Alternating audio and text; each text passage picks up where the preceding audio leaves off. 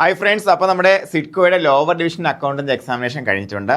അപ്പോൾ നമുക്ക് പ്രധാനമായിട്ടും അതിൻ്റെ ക്വസ്റ്റ്യൻസ് നമുക്കൊന്ന് ഡിസ്കസ് ചെയ്യണം. പ്രധാനമായിട്ടും അത് എങ്ങനെ എന്നുള്ള കാര്യത്തെക്കുറിച്ചൊക്കെ നമ്മൾ സാധാരണ എല്ലാ പരീക്ഷയ്ക്ക് ശേഷം നമ്മൾ അനാലിസിസ് ചെയ്യാറുണ്ട്. അപ്പോൾ നമുക്ക് അതിലേക്ക് കടക്കുകയാണ് ഇന്ന്. അത് ഉറപ്പായിട്ടും ഈ സെഷൻ എന്ന് പറയുമ്പോൾ നിങ്ങൾക്ക് ഈ ഡിവിഷണൽ അക്കൗണ്ടിന് പ്രിപ്പയർ ചെയ്യുന്ന ആൾക്കാർക്കും അതുപോലെ ഇനി വരാൻ പോകുന്ന നമുക്കിപ്പോൾ ഈ മാസം എന്തായാലും കേരള ഫിനാൻഷ്യൽ കോർപ്പറേഷൻ അസിസ്റ്റന്റ് നോട്ടിഫിക്കേഷൻ്റെ കൺഫർമേഷൻ വരും കേട്ടോ. അതായത് ബികോം കൊമേഴ്സുള്ള ആൾക്കാർക്കൊക്കെ അപേക്ഷിക്കാൻ പറ്റുന്ന പരീക്ഷയായിരുന്നു. അപ്പോൾ നിങ്ങളെല്ലാവരും സിഡ്കോ കഴിഞ്ഞിട്ട് അതിനുവേണ്ടി നിൽക്കുമായിരിക്കും. അപ്പോൾ ഒരു കാര്യം പ്രത്യേകം ശ്രദ്ധിക്കേണ്ടടാ, നിങ്ങൾ ക്ലാസ് റൂമിൽ പോയപ്പോഴത്തേക്കും പ്രത്യേകിച്ച് സിഡ്കോയ്ക്ക് പരീക്ഷ പോയപ്പോഴത്തേക്കും എത്ര പേരാണ് ഇത് പഠിച്ചിട്ട് വന്നത് നിങ്ങൾക്ക് കൃത്യമായിട്ടൊരു ഐഡിയ ഇവിടെ കിട്ടിയിട്ടുണ്ടാവും അല്ലേ? കിട്ടിയിട്ടുണ്ടാവല്ലോ. അത്രയേ ഉള്ളൂ. അതുപോലെ തന്നെയാണ് നമ്മൾ ഈ പറഞ്ഞ എന്തിലും KFC അസിസ്റ്റന്റ് പരീക്ഷയിലും നടക്കാൻ പോകുന്നത് കേട്ടോ. അപ്പോൾ നിങ്ങൾ KFC അസിസ്റ്റന്റിന് വേണ്ടി നന്നായിട്ട് പ്രിപ്പയർ ചെയ്യുക. അതിൻ്റെ ക്രാഷ് കോഴ്സ് ഉടൻ തന്നെ സ്റ്റാർട്ട് ചെയ്യുന്നുണ്ട്. അപ്പോൾ നിങ്ങൾ KFC അസിസ്റ്റന്റ് ക്രാഷ് കോഴ്സിലോ അല്ലെന്നുണ്ടെങ്കിൽ DA കാര്യം ഞാൻ ജസ്റ്റ് പറഞ്ഞു. DA എന്ന് പറയുമ്പോഴത്തേക്കും നമുക്കിപ്പോൾ നിലവിൽ പ്രിലിംസ് എക്സാമിനേഷൻ കഴിഞ്ഞിരിക്കുകയാണ് അല്ലേ? പ്രിലിംസ് എക്സാമിനേഷൻ കഴിഞ്ഞു, മെയിൻസിന് വേണ്ടി പ്രിപ്പയർ തുടങ്ങണം. അപ്പോൾ എത്ര കട്ട് ഓഫ് ആയിരിക്കും എന്നുള്ളൊരു ധാരണ പലർക്കും ഇല്ല. പൊതുവേ നമുക്ക് ഈ പറഞ്ഞ പോലെ ഒരു വലിയ ഒരു വേഗ് ഫിഗർ മാത്രമേ നമുക്ക് പറയാൻ പറ്റത്തുള്ളൂ. ഒരു 40 to 40 അല്ലേ, ഒരു 43 ആ റേഞ്ചാണ് എനിക്ക് തോന്നുന്നത്. എന്തായാലും 39 കിട്ടുന്ന ആൾ 38 കിട്ടുന്ന ആൾ എൻ്റെ അഭിപ്രായത്തിൽ നിങ്ങൾ ഇത്രയും നന്നായിട്ട് പഠിച്ച ആളാണെങ്കിൽ ഉറപ്പായിട്ടും പഠിച്ചോളൂ എന്ന് എനിക്ക് പറയാനുള്ളത്. കാര്യം പലതും പറയും 45 മാർക്കിന് മുകളിലെ കട്ട് ഓഫ് ഉറപ്പായിട്ടും വരും, അല്ലെങ്കിൽ 50 മാർക്കിന് മുകളിൽ വരുമെന്ന് പറയും. ആർക്ക് ഇൻഫർമേഷൻ കിട്ടിയത് എനിക്കറിയില്ല. ചിലപ്പോൾ വലിയ ഇൻഫർമേഷൻ കിട്ടിയ ആൾക്കാരുണ്ടായിരിക്കാം. എന്തായാലും എനിക്ക് പറയാനുള്ളത്, നിങ്ങൾ പഠിച്ചില്ലെങ്കിൽ ആർക്കാ നഷ്ടം? ഇൻ കേസ് നിങ്ങൾ പ്രിലിംസ് കഴിഞ്ഞു ലിസ്റ്റ് വന്നു, പഠിച്ചില്ലെങ്കിൽ ആർക്കാ നഷ്ടം? നമുക്കല്ലേ നഷ്ടമുള്ളൂ അല്ലേ? ശരിയല്ലേ? ആ കാര്യം മാത്രം നിങ്ങൾ മനസ്സിൽ ഓർത്തുകൊണ്ട് നിങ്ങൾ പഠിച്ച് മുന്നോട്ട് വരിക എന്ന് എനിക്ക് പറയാനുള്ളത്. പഠിച്ചത് കൊണ്ട് നമുക്ക് ഒരു കാര്യം നഷ്ടം വരാൻ പോകുന്നില്ല. ആ ഒരു അറിവ്, ഒരു കാര്യത്തെക്കുറിച്ച് നിങ്ങൾക്ക് കിട്ടിയ അറിവ് നിങ്ങൾക്ക് ഒരിക്കലും നഷ്ടമായി വരത്തില്ല. നിങ്ങൾ അത് പ്രത്യേകം ഒന്ന് ഓർത്തേക്കുക കേട്ടോ. അപ്പോൾ എന്തായാലും നമുക്ക് ഇന്ന് നമ്മുടെ ക്വസ്റ്റ്യൻ ഡിസ്കഷൻ ടീച്ചറെ ക്ഷണിക്കണം. അപ്പോൾ നിങ്ങൾക്ക് പ്രധാനമായിട്ടും നമ്മുടെ KFC അക്കൗണ്ടിൻ്റെ അസിസ്റ്റന്റ് ബാച്ചിലേക്ക് വരാൻ താല്പര്യമുള്ള ആൾക്കാരുണ്ടെന്നെങ്കിൽ നിങ്ങൾ ഇനിയിപ്പോൾ KFCയുടെ ക്രാഷ് കോഴ്സ് ഒന്ന് സ്റ്റാർട്ട് ചെയ്യുന്നുണ്ട്. അപ്പോൾ അതിനുവേണ്ടി നിങ്ങൾ താഴെ കാണുന്ന ഫോൺ നമ്പറിൽ നിങ്ങളുടെ പേരും ജില്ലയും KFC എന്ന് കൊടുക്കുന്ന വാട്സാപ്പ് ചെയ്യണം കേട്ടോ. അതുപോലെ ഡിവിഷണൽ അക്കൗണ്ടൻറ്റ് പഠിച്ചു തുടങ്ങാൻ ആഗ്രഹമുള്ള ആൾക്കാർ അത്ര പേരുണ്ടെന്നുണ്ടെങ്കിലും നിങ്ങൾ ഈ നമ്പറിൽ നിങ്ങളുടെ പേരും ജില്ലയും DA മെയിൻസ് എന്ന് വാട്സാപ്പ് ചെയ്താൽ മതി. പക്ഷേ DAയുടെ നമ്മുടെ കോഴ്സ് നമുക്ക് റിസൾട്ട് വന്നതിന് ശേഷം മാത്രമേ സ്റ്റാർട്ട് ചെയ്യത്തുള്ളൂ. അപ്പോൾ അതുവരെ നിങ്ങളെ പഠിപ്പിക്കുക എന്നുള്ളതാണ് നമ്മുടെ ഉദ്ദേശം. അപ്പോൾ അതിന് വേണ്ടിയിട്ട് നമ്മുടെ ഗ്രൂപ്പിലേക്ക് വരിക, നമുക്ക് ഒരുമിച്ച് പഠിച്ചു തുടങ്ങാം, സെറ്റാക്കാം. അപ്പോൾ ഇതായാലും നമുക്ക് നിങ്ങളുടെ ഏറ്റവും പ്രിയപ്പെട്ട കോഴ്സ് ഡയറക്ടറായിട്ടുള്ള റംസീന മിസ്സിനെ സ്വാഗതം ചെയ്യാണ്. ഈ കോഴ്സിൻ്റെ വിജയം അല്ലെങ്കിൽ ഈ ഒരു കാര്യത്തിൽ സത്യം പറഞ്ഞാൽ നല്ല റെസ്പോൺസ് ആയിരുന്നു നമ്മുടെ പിള്ളേർ. അപ്പോൾ ആ ഒരു വിജയത്തിൻ്റെ നല്ലൊരു ക്രെഡിറ്റ് നമ്മുടെ റംസീന മിസ്സിനും നമ്മുടെ ഇതുവരെ നിങ്ങളെ കൂടെ കട്ടക്ക് നിന്ന നമ്മുടെ ഫാക്കൽറ്റി മെമ്പേഴ്സിനാണ്. കാരണം മലപ്പുറത്ത് നിന്നൊക്കെ വരുന്ന സാറൊക്കെയാണ് ഇവിടെ വന്ന് താമസിച്ച് നിന്നാണ് class എടുത്തുകൊണ്ടിരുന്നത്.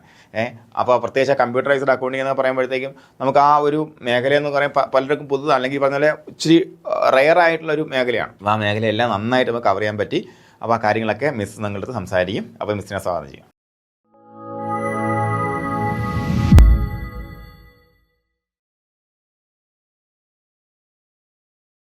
SIDCO lower division accountant എക്സാമിൻ്റെ ആദ്യത്തെ ക്വസ്റ്റ്യനിലേക്ക് പോവാം. ഇതായിരുന്നു ആദ്യത്തെ question. Which inventory valuation method is not allowed under IFRS? എന്താണ് IFRSൽ അലൗ ചെയ്യാത്തത്? ഏത് ഇൻവെൻ്ററി വാല്യുവേഷൻ മെത്തേഡ് ആണ് എന്നാണ് ക്വസ്റ്റ്യൻ. നമുക്ക് ആൻസർ വരുന്നത് ലിഫോ ആണ്. ഓക്കെ, ഓപ്ഷൻ C ലിഫോ ആണ് ആദ്യത്തേൻ്റെ answer. Next one, a company announce a 2-for-1 stock split. What will be the effect on its market capitalization assuming no other external factors influence the stock price? എന്താണ് 2-for-1 stock split എന്നാണ് പറഞ്ഞത് അല്ലേ? അതായത് നമ്മൾ ഒരു സ്റ്റോക്കിനെ രണ്ടായിട്ട് split ചെയ്യുന്നു. ഒരു എക്സാമ്പിൾ പറയുകയാണെങ്കിൽ 100 രൂപ വിലയുള്ള ഒരു സ്റ്റോക്ക്, ഓക്കെ, 100 രൂപ വിലയുള്ള ഒരു സ്റ്റോക്ക്, ഇതിനെ നമ്മൾ സ്പ്ലിറ്റ് ചെയ്യുന്നു. എത്രയായിട്ട്? 2 സ്റ്റോക്കായിട്ടാണ് സ്പ്ലിറ്റ് ചെയ്യുന്നത്. അപ്പോൾ അതിൻ്റെ വില 50 ആവും. കാരണം എന്ന് പറഞ്ഞാൽ നമുക്ക് ടോട്ടൽ എന്ന് പറയുന്നത് എപ്പോഴും ഈക്വൽ ആയിരിക്കണം. എമൗണ്ട് റുപ്പീസിൽ പറയുമ്പോൾ 100 റുപ്പീസാണ്, ഇവിടെയും റുപ്പീസ് ആകുമ്പോൾ എത്ര വരണം? 100 വരണം അല്ലേ? അതുകൊണ്ടാണ് ഇവിടെ 50 ആയത്. അപ്പോൾ ഒരു സ്റ്റോക്കിനെ നമ്മൾ രണ്ടായിട്ട് സ്പ്ലിറ്റ് ചെയ്യുക എന്ന് പറയുമ്പോൾ അവിടെ വാല്യൂവിനകത്ത് വ്യത്യാസം വരുന്നില്ല, നമ്പറിനകത്താണ് വ്യത്യാസം വരുന്നത്. അങ്ങനെയാണെങ്കിൽ ഇവിടെ പറഞ്ഞിരിക്കുന്നത് എന്താ? അങ്ങനെ നമ്മൾ ഒരു സ്റ്റോക്കിനെ രണ്ടായിട്ട് സ്പ്ലിറ്റ് ചെയ്യുകയാണെങ്കിൽ the effect of market capitalization, എന്താണ് നമ്മുടെ മാർക്കറ്റ് ക്യാപിറ്റലൈസേഷന്റെ എഫക്റ്റ് എന്നാണ് ചോദിച്ചത്. നിങ്ങളോട് അസ്യൂം ചെയ്യാൻ പറയുന്നുണ്ട് no other external factors influence the stock price. എന്താണ്? സ്റ്റോക്ക് പ്രൈസിനെ വേറെ ഒരു എക്സ്റ്റേണൽ ഫാക്ടേഴ്സും എന്ത് ചെയ്യുന്നില്ല, ഇൻഫ്ലുവൻസ് ചെയ്യുന്നില്ല എന്നും പറയുന്നുണ്ട്. ഈ ഒരു കാരണം മാത്രമാണ് ആ ഒരു സ്റ്റോക്ക് പ്രൈസിന് വന്നിട്ടുള്ളത്. അങ്ങനെയാണെങ്കിൽ ക്യാപിറ്റലൈസേഷൻ എത്രയാണ് ആണ് എന്നാണ് ചോദിച്ചിരിക്കുന്നത്, അല്ലെങ്കിൽ ക്യാപിറ്റലൈസേഷൻ എന്ത് മാറ്റമാണ് വന്നത് എന്നാണ് ചോദിച്ചത്. നിങ്ങളൊന്ന് നോക്കിയേ, റുപ്പീസിൽ പറയുന്ന സമയത്ത് ഇവിടെ ആയാലും സെയിം ആണ് അല്ലേ. 100 × 1 എന്ന് പറയുന്നത് തന്നെയാണ് 50 × 2 എന്ന് പറയുന്നത് അല്ലേ. കാരണം എന്താ, ക്യാപിറ്റലൈസേഷൻ അവിടെ മാറുന്നില്ല, നമ്പർ ഓഫ് ഷെയർസ് അല്ലെങ്കിൽ സെക്യൂരിറ്റി മാത്രമാണ് എന്ത് ചെയ്യുന്നത്, മാറുന്നത്. അപ്പോൾ ഇതിന്റെ ആൻസർ ഏത് വരും? ഇറ്റ് റിമൈൻ അൺചേഞ്ച്ഡ് ആണ് ആൻസർ ആയിട്ട് വരുന്നത്. ഓപ്ഷൻ സി ആണ്. Next one, which of the following statement about financial accounting principle are correct? ഏതൊക്കെയാണ്, അല്ലെങ്കിൽ താഴെ തന്നിരിക്കുന്ന സ്റ്റേറ്റ്മെന്റിൽ ഏതൊക്കെ അക്കൗണ്ടിംഗ് പ്രിൻസിപ്പിൾ ആണ് ശരിയായിട്ട് വരുന്നത് എന്നാണ് ചോദിച്ചത്. സ്റ്റേറ്റ്മെന്റ് 1 നോക്കാം. The accrual concept requires that revenue and expenses are recorded when they are incurred, not when cash is received or paid. എന്താണ് അക്രൂവൽ കൺസെപ്റ്റ് പ്രകാരം? നമുക്ക് എന്താണെന്ന് അറിയാം അക്രൂവൽ കൺസെപ്റ്റ്. അത് പ്രകാരം റവന്യൂ എക്സ്പെൻസും ഒക്കെ റെക്കോർഡ് ചെയ്യുന്നത് അത് എപ്പോഴാണോ ഉണ്ടാകുന്നത് അതിനനുസരിച്ചിട്ടാണ്, അല്ലാതെ എന്തല്ല എപ്പോഴാണ് ക്യാഷ് കൊടുത്തതെന്നോ പേ ചെയ്തതെന്നോ നോക്കിയിട്ടല്ല അല്ലേ. നമുക്കറിയാം ഔട്ട്സ്റ്റാൻഡിങ്ങും പ്രീപെയ്ഡും ഒക്കെ നമ്മൾ അതുകൊണ്ടാണ് നമ്മുടെ അക്കൗണ്ടിങ് സ്റ്റേറ്റ്മെന്റിനകത്ത് ഇൻക്ലൂഡ് ചെയ്യുന്നത്. അപ്പോൾ എന്താണ്, ആ ഒരു സ്റ്റേറ്റ്മെന്റ് ശരിയാണ്. ദെൻ സെക്കൻഡ് സ്റ്റേറ്റ്മെന്റ് നോക്കാം. The matching principles ensures that expenses related to revenue are recognised in the same accounting period as the revenue. എന്താ പറഞ്ഞത്? മാച്ചിങ് പ്രിൻസിപ്പിൾ എന്ന് പറഞ്ഞാൽ എന്താണ്, ഒരു അക്കൗണ്ടിംഗ് പീരീഡിലുള്ള എക്സ്പെൻസുകളും റവന്യൂ മാച്ച് ചെയ്യണം അല്ലേ. അതേ അക്കൗണ്ടിംഗ് പീരീഡിലുള്ള എക്സ്പെൻസുമായിട്ടാണ് റവന്യൂ മാച്ച് ചെയ്യേണ്ടത് എന്നാണ് പറഞ്ഞത്. സോ നമുക്ക് രണ്ടാമത്തെ സ്റ്റേറ്റ്മെന്റും ശരിയാണെന്ന് പറയാം.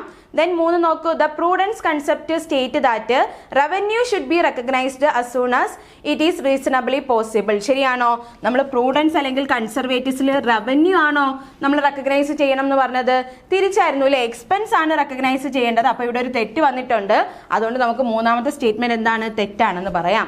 ദെൻ 4 നോക്കാം. The going concern concept assumes that a business will not continue its operational indefinitely. എന്താണ് വിൽ നോട്ട് എന്നാണ് പറഞ്ഞിരിക്കുന്നത്, കണ്ടിന്യൂ ചെയ്യുന്നില്ല എന്നാണ് പറഞ്ഞത്. ഗോയിങ് കൺസേൺ എന്താണ്, നമുക്ക് ഒരുപാട് നാൾ കണ്ടിന്യൂ ചെയ്യുമെന്നായിരുന്നു നമ്മൾ പഠിച്ചത് അല്ലേ. അപ്പോൾ നമുക്ക് 2 സ്റ്റേറ്റ്മെന്റ് തെറ്റാണ്. ഇവിടെ നമ്മളോട് ചോദിച്ചത് ശരിയായിട്ടുള്ള സ്റ്റേറ്റ്മെന്റ് ആണ് പറയാൻ പറഞ്ഞത്. 1 ഉം 2 ആണ് ശരിയായിട്ട് വരുന്നത്. So answer is option A ആണ്. ഓൺലി 1 and 2 ആർ കറക്റ്റ്, ബാക്കി 2 റോങ് ആണ്. Next one, Ravi a sole trader prepare the trading and profit and loss account for the year but forgot to adjust for outstanding salaries ₹10,000 and depreciation on machinery ₹5,000. What will be the impact on his net profit if these adjustments are not made? എന്താണ്, രവി എന്ന് പറയുന്ന ഒരു sole trader അദ്ദേഹത്തിന്റെ books of account തയ്യാറാക്കി, അതായത് trading and P&L account തയ്യാറാക്കിയപ്പോൾ 2 കാര്യങ്ങൾ മറന്നു അല്ലേ. എന്തൊക്കെയാണ്? ഔട്ട്സ്റ്റാൻഡിംഗ് സാലറിയും അതുപോലെ തന്നെ ഡിപ്രീസിയേഷൻ ഓൺ മെഷീനറിയും രേഖപ്പെടുത്താൻ മറന്നുപോയി. അങ്ങനെയാണെങ്കിൽ, അതായത് ഇത് രേഖപ്പെടുത്തിയില്ല എങ്കിൽ എന്തായിരിക്കും അദ്ദേഹത്തിന് വന്ന ആ ഒരു ഇമ്പാക്ട് എന്താണ്, നെറ്റ് പ്രോഫിറ്റിൽ എന്ത് ഇമ്പാക്റ്റ് ആണ് ഈ ഒരു അഡ്ജസ്റ്റ്മെന്റ് എൻട്രീസ് നടത്തിയില്ല എങ്കിൽ വരുന്നത് എന്നാണ് ചോദിച്ചത്. നിങ്ങൾ ആലോചിച്ച് നോക്കാം. നെറ്റ് പ്രോഫിറ്റ് നമുക്കിപ്പോൾ കണ്ടുപിടിച്ച് വെച്ചിട്ടുണ്ട് എന്ന് വിചാരിക്കൂ. അതിനകത്ത് എന്താണ്, ഔട്ട്സ്റ്റാൻഡിംഗ് സാലറി ഒരു 10,000 രൂപയും ഡിപ്രീസിയേഷൻ ഒരു 5,000 രൂപയും ചെയ്തിട്ടില്ല. ഈ 2 ഐറ്റം എന്ത് ചെയ്യുന്നതാണ്, നെറ്റ് പ്രോഫിറ്റിനെ ഡിഡക്റ്റ് ചെയ്യുന്ന ഐറ്റമാണ് അല്ലേ. കാരണം 2 നമുക്ക് ഡെബിറ്റ് ചെയ്യേണ്ട ഐറ്റമാണ്. P&L അക്കൗണ്ടിൽ ഡെബിറ്റ് ചെയ്യേണ്ട ഐറ്റമാണ് ഏത്, ഔട്ട്സ്റ്റാൻഡിംഗ് സാലറിയും അതുപോലെ തന്നെ ഏതാണ്, ഡിപ്രീസിയേഷൻ ഓൺ മെഷീനറി എന്ന് പറയുന്നത്. അപ്പോൾ അങ്ങനെ വരുമ്പോൾ എന്താണ്, നെറ്റ് പ്രോഫിറ്റിൽ നിന്ന് ഡിഡക്റ്റ് ചെയ്യേണ്ട ഐറ്റംസ് ആണ് ഇത് 2 അല്ലേ. അപ്പോൾ ഈ 2 ഐറ്റം ഡിഡക്റ്റ് ചെയ്യാത്തത് കൊണ്ട് നെറ്റ് പ്രോഫിറ്റ് എന്തായിരിക്കും, കൂടിയിരിക്കുകയായിരിക്കും. എത്ര രൂപ കൂടിയിരിക്കുകയായിരിക്കും? 10,000 + 5,000 നമുക്ക് എത്ര എന്ന് പറയാം, 15,000 രൂപ എവിടെ കൂടിയിരിക്കുകയാണ്, നമ്മുടെ നെറ്റ് പ്രോഫിറ്റിൽ കൂടിയിരിക്കുകയാണ്. ഇതും കൂടെ ചെയ്തായിരുന്നെങ്കിൽ നെറ്റ് പ്രോഫിറ്റ് 15,000 രൂപയും കൂടെ കുറഞ്ഞു വന്നേനെ. അപ്പോൾ നമ്മുടെ നെറ്റ് പ്രോഫിറ്റ് എന്ന് പറഞ്ഞത് കൂടിയിരിക്കുകയാണ് 15,000 രൂപ. അപ്പോൾ ഇവിടെ ഓപ്ഷൻ ഏതാണ്? Option A, net profit will be overstated by 15,000. Option B, the net profit will be understated by 15,000. Option C, the net profit will be overstated by 10,000. Option D, the net profit will be understated by 5,000. അപ്പോൾ ഇവിടെ എന്താണ്, 15,000 രൂപ net profit എന്തിരിക്കുകയാണ്, കൂടിയിരിക്കുകയാണ് അല്ലേ, over state ചെയ്തിരിക്കുകയാണ്. So answer എന്ന് പറയുന്നത് ഏതാണ്? Option A ആണ്. നെക്സ്റ്റ് ക്വസ്റ്റ്യൻ നോക്കാം. അസേർഷൻ ആണ്. അസേർഷനിൽ പറയുന്നു A firm with a high debt equity ratio is considered highly leveraged. ശരിയാണോ അസേർഷൻ എന്ന് പറയുന്നത്?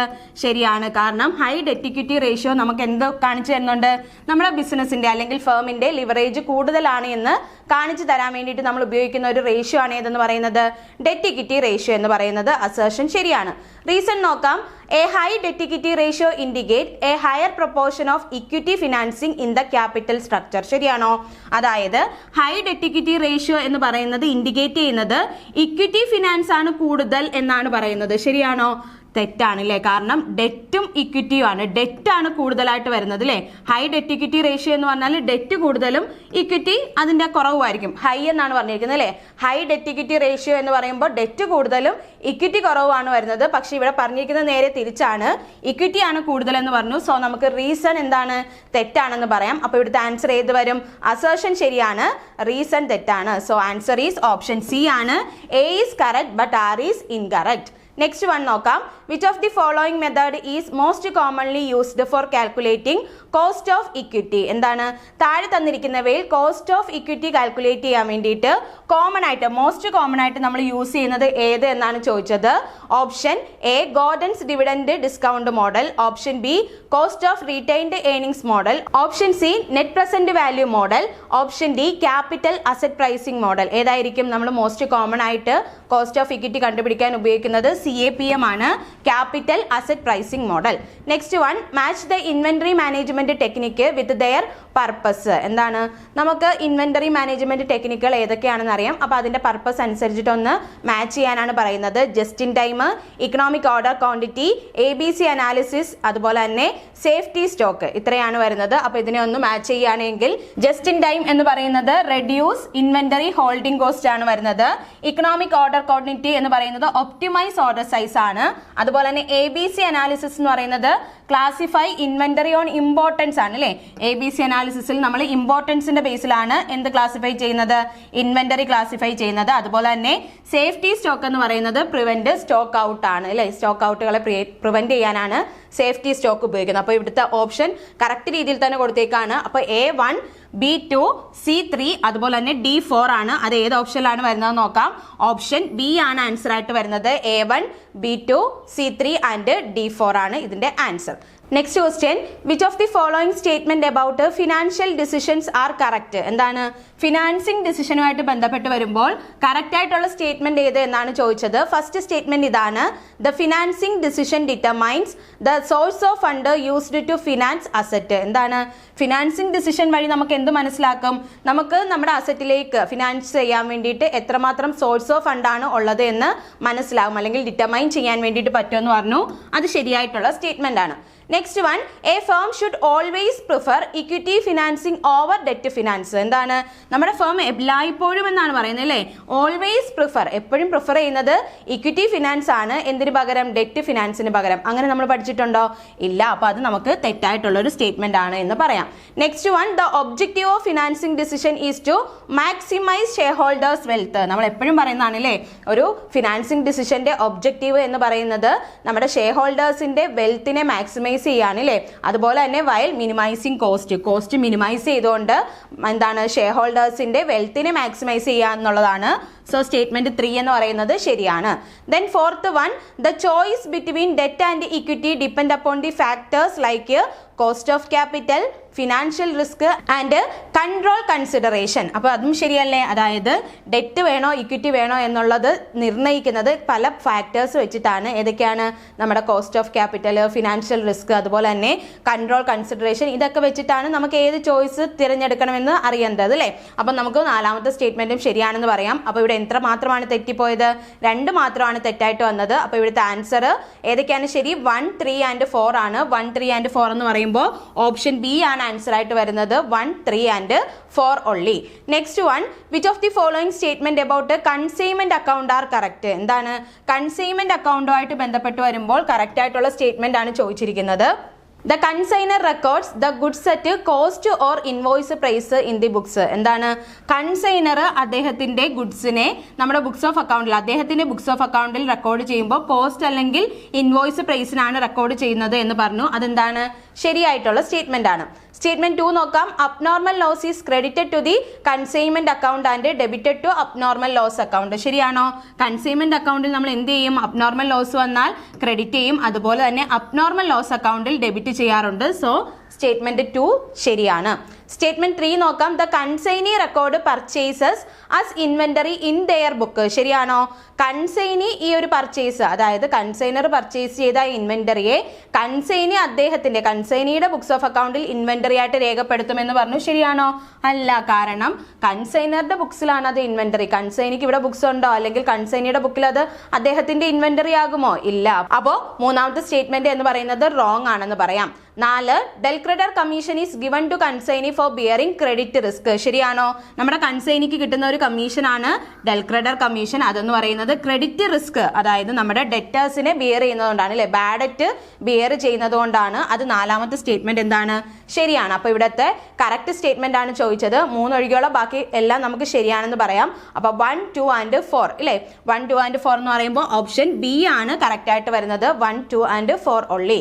Next one, as per Companies Act 2013, which of the following is not a part of company's final account? എന്താണ്? 2013 companies act പ്രകാരം താഴെ തന്നിരിക്കുന്നവയിൽ ഏതാണ് final അക്കൗണ്ടിന്റെ, ഒരു കമ്പനിയുടെ ഫൈനൽ അക്കൗണ്ടിന്റെ പാർട്ട് അല്ലാത്തത് എന്നാണ് ചോദിച്ചത്. Option A balance sheet, option B P and L account, option C cash flow statement, option D appropriation account. ഏതായിരിക്കും? ഒരു കമ്പനിയിൽ ബാലൻസ് ഷീറ്റ് ഉണ്ട്, പ്രോഫിറ്റ് ആൻഡ് ലോസ് അക്കൗണ്ട് ഉണ്ട്, അതുപോലെ തന്നെ വലിയ കമ്പനീസ് ആണെങ്കിൽ ക്യാഷ് ഫ്ലോ മാൻഡേറ്ററി ആണ്. പക്ഷേ ഏതാണ്? അപ്രോപ്രിയേഷൻ അക്കൗണ്ട് എന്ന് പറയുന്നത് മാൻഡേറ്ററി അല്ല, അതൊരു പാർട്ടാണ്. അതുപോലെ തന്നെ പാർട്ട്ണർഷിപ്പ് ഫേമിലൊക്കെയാണ് കൂടുതലും ഇതൊരു പാർട്ടായിട്ട് വരുന്നത്.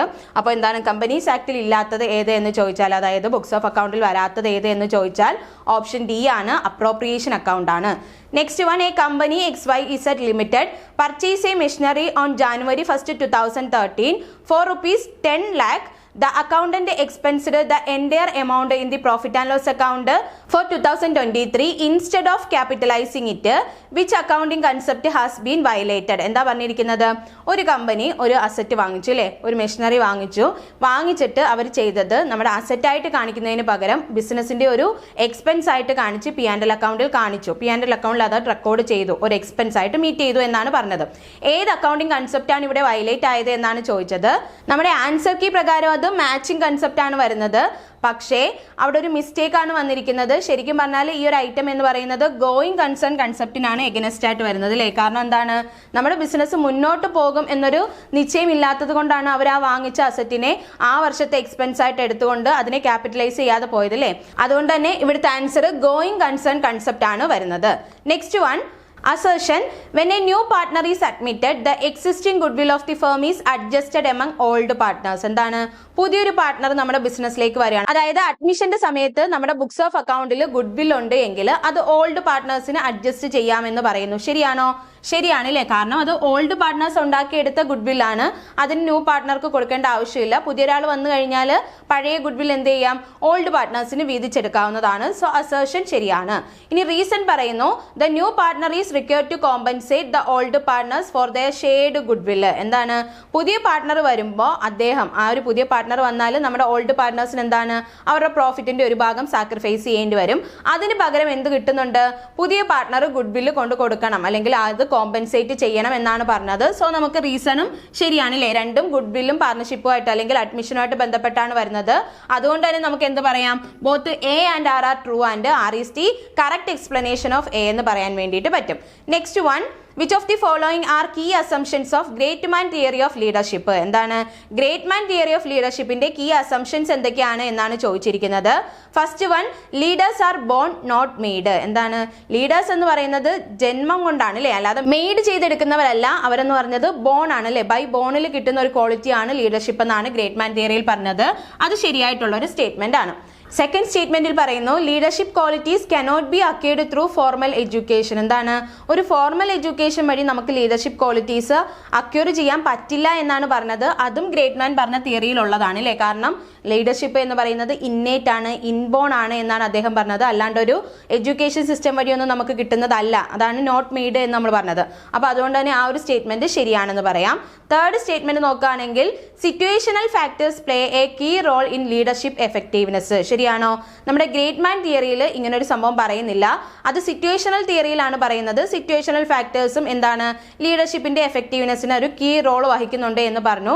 അല്ലാണ്ട് സിറ്റുവേഷണൽ ഫാക്ടേഴ്സിനെ പറ്റിയിട്ട് ആര് പറഞ്ഞിട്ടില്ല? ഗ്രേറ്റ്മാൻ പറഞ്ഞിട്ടില്ല. സോ നമുക്ക് തേർഡ് സ്റ്റേറ്റ്മെന്റ് തെറ്റാണെന്ന് പറയാം. അപ്പോൾ ഇവിടെ ഏതാണ് കീ അസംഷൻ എന്നാണ് ചോദിച്ചത്. അപ്പോൾ 1ഉം 2ഉം ആണ് ശരിയായിട്ട് വരുന്നത്. സോ നമ്മുടെ ഓപ്ഷൻ എന്ന് പറയുന്നത് ഏതാണ്? ഓപ്ഷൻ എ ആണ്. only 1 and 2 are correct. Okay, 3 തെറ്റാണ് എന്ന് മനസ്സിലാക്കുക. Next question, which of the following statement about quality circle are correct? ഏതൊക്കെ സ്റ്റേറ്റ്മെന്റ് ആണ് ക്വാളിറ്റി സർക്കിളുമായിട്ട് ബന്ധപ്പെട്ട് നോക്കുമ്പോൾ കറക്റ്റ് എന്നാണ് ചോദിച്ചത്. സ്റ്റേറ്റ്മെന്റ് 1 നോക്കാം. Quality circle are only applicable to the manufacturing industry. ശരിയാണോ? ക്വാളിറ്റി സർക്കിൾ എന്ന് പറയുന്നത് ഓൺലി ആപ്ലിക്കബിൾ എന്നാണ് പറഞ്ഞത് അല്ലേ? മാനുഫാക്ചറിംഗ് ഇൻഡസ്ട്രീസിൽ മാത്രമാണ് ആപ്ലിക്കബിൾ എന്നാണ് പറഞ്ഞത്. ശരിയാണോ? അല്ല, അത് സർവീസ് ഇൻഡസ്ട്രി ആയാലും അതുപോലെ തന്നെ എഡ്യൂക്കേഷൻ ആയാലും ഹെൽത്ത് ആയാലും ഇവിടെയൊക്കെ നമുക്ക് എന്താ ആപ്ലിക്കബിൾ ആണ്? ക്വാളിറ്റി സർക്കിൾ ആപ്ലിക്കബിൾ ആണ്. സോ ഒന്നാമത്തെ സ്റ്റേറ്റ്മെന്റ് നമുക്ക് റോങ് ആണെന്ന് പറയാം. Second one, quality circle implies the development of skills and creativity of employees through work experience and participation. ശരിയല്ലേ? നമ്മുടെ വർക്ക് എക്സ്പീരിയൻസും അല്ലെങ്കിൽ എംപ്ലോയീസിന്റെ വർക്ക് എക്സ്പീരിയൻസും പാർട്ടിസിപ്പേഷനും ഒക്കെ കൊണ്ട് എന്ത് ഡെവലപ്പ് ആവുന്നുണ്ട്? സ്കിൽസ് ഡെവലപ്പ് ആകുന്നുണ്ട് ക്വാളിറ്റി സർക്കിൾ വഴി എന്നാണ് പറഞ്ഞത്. അത് നമുക്ക് ശരിയായിട്ടുള്ള സ്റ്റേറ്റ്മെന്റ് ആണ്. തേർഡ് സ്റ്റേറ്റ്മെന്റ് നോക്കാം. Quality circle help in sustaining motivation and commitment toward work excellence. ശരിയല്ലേ? വർക്ക് എക്സലൻസ് വെച്ച് എന്താണ് നമ്മുടെ ക്വാളിറ്റി സർക്കിൾ എന്തിനെ ഹെൽപ്പ് ചെയ്യുന്നുണ്ട്? സസ്റ്റൈനിങ് മോട്ടിവേഷൻ ആൻഡ് കമ്മിറ്റ്മെന്റിനെ ഹെൽപ്പ് ചെയ്യുന്നുണ്ട് എന്നാണ് പറഞ്ഞത്. അതും ഒരു ശരിയായിട്ടുള്ള സ്റ്റേറ്റ്മെന്റ് ആണ്. ഇവിടെ ഏത് മാത്രമാണ് തെറ്റായിട്ട് വന്നത്? ഒന്നാമത്തെ സ്റ്റേറ്റ്മെന്റ് മാത്രമാണ് തെറ്റിപ്പോയത്. ബാക്കി 2ഉം 3ഉം ശരിയാണ്. So answer is option B ആണ്. Only 2 and 3 are correct. 2ഉം 3ഉം ആണ് കറക്റ്റ് ആയിട്ട് വരുന്നത്. Next question, which of the following statements regarding costing technique is correct? എന്താണ് കോസ്റ്റിംഗ് ടെക്നിക്കുമായിട്ട് വരുമ്പോൾ അല്ലെങ്കിൽ കോസ്റ്റിംഗ് ടെക്നിക്ക് ആലോചിക്കുമ്പോൾ ശരിയായിട്ടുള്ള സ്റ്റേറ്റ്മെന്റ് ഏത് എന്നാണ് ചോദിച്ചത്. സ്റ്റേറ്റ്മെന്റ് 1 നോക്കാം. The technique aspect of costing refers to principles and rules used to determine cost. എന്താണ് നമ്മുടെ ടെക്നിക്ക് അല്ലെങ്കിൽ ആസ്പെക്ട് ഓഫ് കോസ്റ്റിംഗ് എന്ന് പറയുന്നത്? എന്താണ് നമ്മൾ കോസ്റ്റ് കണ്ടുപിടിക്കാൻ വേണ്ടിയിട്ട് ഉപയോഗിക്കുന്ന പ്രിൻസിപ്പിൾസിനെയും റൂൾസിനെയും ആണ് ടെക്നിക്ക് എന്ന് പറഞ്ഞത്. അത് ശരിയായിട്ടുള്ളൊരു സ്റ്റേറ്റ്മെന്റ് ആണ്. സ്റ്റേറ്റ്മെന്റ് 2 നോക്കാം. The process aspect of costing include routine cost determination in job or process costing. എന്താണ് നമ്മുടെ ജോബുമായിട്ട് ബന്ധപ്പെട്ടോ അല്ലെങ്കിൽ പ്രോസസ് കോസ്റ്റിംഗുമായിട്ടോ ബന്ധപ്പെട്ടോ വരുന്ന കോസ്റ്റ് ഡിറ്റർമിനേഷൻ ആണ് എന്ത് വരുന്നത്? പ്രോസസ് ആസ്പെക്ട് വരുന്നത് എന്നാണ് പറഞ്ഞത്. അപ്പോൾ രണ്ടാമത്തെ സ്റ്റേറ്റ്മെന്റും ശരിയാണ്. 3 നോക്കാം. Costing does not involve standard costing or marginal costing. ശരിയാണോ? കോസ്റ്റിംഗ് ഡസ് നോട്ട് എന്നാണ് പറഞ്ഞത് അല്ലേ? ശരിയാണോ? അത് കോസ്റ്റിങ്ങിനകത്ത് സ്റ്റാൻഡേർഡ് കോസ്റ്റിങ്ങോ മാർജിനൽ കോസ്റ്റിങ്ങോ ഇല്ല എന്നാണ് പറഞ്ഞത്. ആ ഒരു സ്റ്റേറ്റ്മെന്റ് എന്താണ്? തെറ്റാണ്. അപ്പോൾ ഈ 3 സ്റ്റേറ്റ്മെന്റിൽ നിങ്ങൾക്ക് ഈ മൂന്നാമത്തെ സ്റ്റേറ്റ്മെന്റ് വായിക്കുമ്പോൾ തന്നെ അറിയാം അത് തെറ്റാണെന്ന്. ദെൻ അത് വെച്ച് നമുക്ക് വേണമെങ്കിൽ എന്ത് ചെയ്യാം? ഈ ഒരു ഓപ്ഷൻസ് എലിമിനേറ്റ് ചെയ്ത് വേണമെങ്കിലും ആൻസറിലേക്ക് എത്തിച്ചേരാൻ പറ്റും അല്ലേ? 3 തെറ്റാണെങ്കിൽ ഉറപ്പായിട്ടും എന്താണ് നമുക്ക് ഈ ഒരു ഓപ്ഷനെ കളയാം, അതുപോലെ തന്നെ ഈ ഓപ്ഷനെയും കളയാം അല്ലേ? അങ്ങനെയാണെങ്കിൽ പിന്നെ 2 ഓപ്ഷൻസ് ആണുള്ളത്. അതിലേതാണ് ശരിയായിട്ട് വരുന്നത്? ഓൺലി 1 and 2 ആർ കറക്റ്റ് എന്ന് നമുക്ക് പറയാൻ വേണ്ടിയിട്ട് പറ്റും. Okay, next question, which of the following are objectives of material control? എന്താണ് മെറ്റീരിയൽ കൺട്രോളിന്റെ ഒബ്ജക്റ്റീവ്സ് ഏതൊക്കെയാണ് എന്നാണ് ചോദിച്ചിരിക്കുന്നത്. First one, to minimise the total cost including ordering and carrying cost. എന്താണ് മെറ്റീരിയൽ കൺട്രോളുമായിട്ട് ബന്ധപ്പെട്ട് വരുന്ന ഒരു ഒബ്ജക്റ്റീവ് ആണ് ഏത് എന്ന് പറയുന്നത്? ടോട്ടൽ കോസ്റ്റിനെ മിനിമൈസ് ചെയ്യുക, അതുപോലെ തന്നെ ഓർഡറിംഗ് കോസ്റ്റിനെയും അതുപോലെ ക്യാരിയിങ് കോസ്റ്റിനെയൊക്കെ മിനിമൈസ് ചെയ്തുകൊണ്ട് ടോട്ടൽ കോസ്റ്റിനെ മിനിമൈസ് ചെയ്യുക എന്ന് പറയുന്നത് ഒരു ഒബ്ജക്റ്റീവ് ആണ്. നമുക്ക് ഒന്നാമത്തത് ശരിയാണെന്ന് പറയാം. Second one, to provide an unlimited stock of material to avoid shortage. ശരിയാണോ? ഷോർട്ടേജ് അവോയ്ഡ് ചെയ്യാൻ വേണ്ടിയിട്ട് അൺലിമിറ്റഡ് സ്റ്റോക്ക് കൊണ്ടുവരിക എന്നുള്ളത് നമ്മുടെ ഒരു കൺട്രോൾ ആണോ അല്ലെങ്കിൽ മെറ്റീരിയൽ കൺട്രോളിനകത്ത് വരുന്നതാണോ? അൺലിമിറ്റഡ് ആണോ നമ്മൾ കൊണ്ടുവരുന്നത്? അല്ല. അപ്പോൾ രണ്ടാമത്തെ സ്റ്റേറ്റ്മെന്റ് എന്താണ്? തെറ്റാണ്. ദെൻ മൂന്നാമത്തെ സ്റ്റേറ്റ്മെന്റ് നോക്കുകയാണെങ്കിൽ to maintain proper and up to date record of inventory. എന്താണ് ഇൻവെന്ററി അല്ലെങ്കിൽ സ്റ്റോക്കുമായിട്ട് ബന്ധപ്പെട്ട് വരുന്ന കാര്യങ്ങൾ അപ് ടു ഡേറ്റ് ആയിട്ട് അല്ലെങ്കിൽ പ്രോപ്പർ ആയിട്ട് മെയിൻറ്റെയിൻ ചെയ്യുക എന്നുള്ളതും എന്തിന്റെയാണ്? മെറ്റീരിയൽ കൺട്രോളിന്റെ ഒരു ഒബ്ജക്റ്റീവ് ആണ്. സോ നമുക്ക് രണ്ടാമത്തെ സ്റ്റേറ്റ്മെന്റ് മാത്രമാണ് തെറ്റിയത്. 1ഉം 3ഉം ശരിയാണെന്ന് പറയാം. അങ്ങനെയാണെങ്കിൽ ഓപ്ഷൻ ഏതാണ്? ഓപ്ഷൻ സി ആണ്. Only 1 and 3 are correct. ഈ രണ്ടാമത്തെ സ്റ്റേറ്റ്മെന്റ് തെറ്റാണെന്ന് പറയുമ്പോൾ തന്നെ നിങ്ങൾ എലിമിനേഷൻ മെത്തേഡ് വെച്ച് നോക്കുക ഏതൊക്കെ നമുക്ക് എലിമിനേറ്റ് ചെയ്യാം എന്നുള്ളത് കേട്ടോ. ദെൻ അടുത്ത ക്വസ്റ്റ്യൻ നോക്കാം. Which of the following correctly differentiate formal and informal organisation? നോക്കാം. ഫോർമൽ ആൻഡ് ഇൻഫോർമൽ ഓർഗനൈസേഷനുമായിട്ട് ബന്ധപ്പെട്ട് വരുന്ന ഒരു ഡിഫറൻസ് ആണ് പറഞ്ഞിരിക്കുന്നത്. ഇതിനകത്ത് ഏതാണ് കറക്റ്റ് എന്നാണ് ചോദിച്ചിരിക്കുന്നത്. First one, formal organisation are created by management while informal organisation naturally, ശരിയല്ലേ? ഫോർമൽ ഓർഗനൈസേഷൻ എപ്പോഴും ക്രിയേറ്റ് ചെയ്യുന്നത് ആരാണ്? മാനേജ്മെന്റ് ആണ്. ഇൻഫോർമൽ ആകുമ്പോൾ അത് നാച്ചുറലി എമേർജ് ചെയ്യുന്നതാണ്. അപ്പോൾ ഒന്നാമത്തെ സ്റ്റേറ്റ്മെന്റ് എന്താണ്? ശരിയാണ്. രണ്ട് നോക്കാം. Informal organisation are always larger than formal organisation. ശരിയാണോ? ഓൾവേസ് എന്ന് നമുക്ക് പറയാൻ പറ്റുമോ? എപ്പോൾ നോക്കിയാലും ഇൻഫോർമൽ ഓർഗനൈസേഷൻ തന്നെയാണ്, അല്ലെങ്കിൽ അതാണ് വലുത് എന്ന് നമുക്ക് പറയാൻ വേണ്ടിയിട്ട് പറ്റത്തില്ല. അത് നമ്മുടെ ബിസിനസിന്റെ സൈസിനെയൊക്കെ ബന്ധപ്പെട്ടിരിക്കും. ചില സമയത്ത് ഈക്വൽ ആവാറുണ്ട്, ചിലപ്പം ഫോർമൽ വലുതാകാറുണ്ട്. അത് നമ്മുടെ സൈസിനെ അനുസരിച്ചിട്ടാണ് ഇരിക്കുന്നത്, അല്ലേ? അല്ലാതെ ഓൾവേസ് ഈക്വൽ എന്ന് നമുക്ക് പറയാൻ പറ്റൂല. അതുകൊണ്ട് രണ്ടാമത്തെ സ്റ്റേറ്റ്മെന്റ് എന്താണ്? തെറ്റാണ്. മൂന്നാമത്തെ സ്റ്റേറ്റ്മെന്റ് പറയുന്നു formal organisation focus on efficiency and goal achievement. Formal organisation focus ചെയ്യുന്ന എന്തിനെയാണ്? എഫിഷ്യൻസിയെയും ഗോൾ അച്ചീവ്മെന്റിനെയാണ്. അത് ശരിയാണ്. Whereas informal organisation provide social and psychological satisfaction. ശരിയാണോ? ഇൻഫോർമൽ ഓർഗനൈസേഷനിൽ സോഷ്യൽ ആൻഡ് സൈക്കോളജിക്കൽ സാറ്റിസ്ഫാക്ഷൻ ആണോ നോക്കുന്നത്?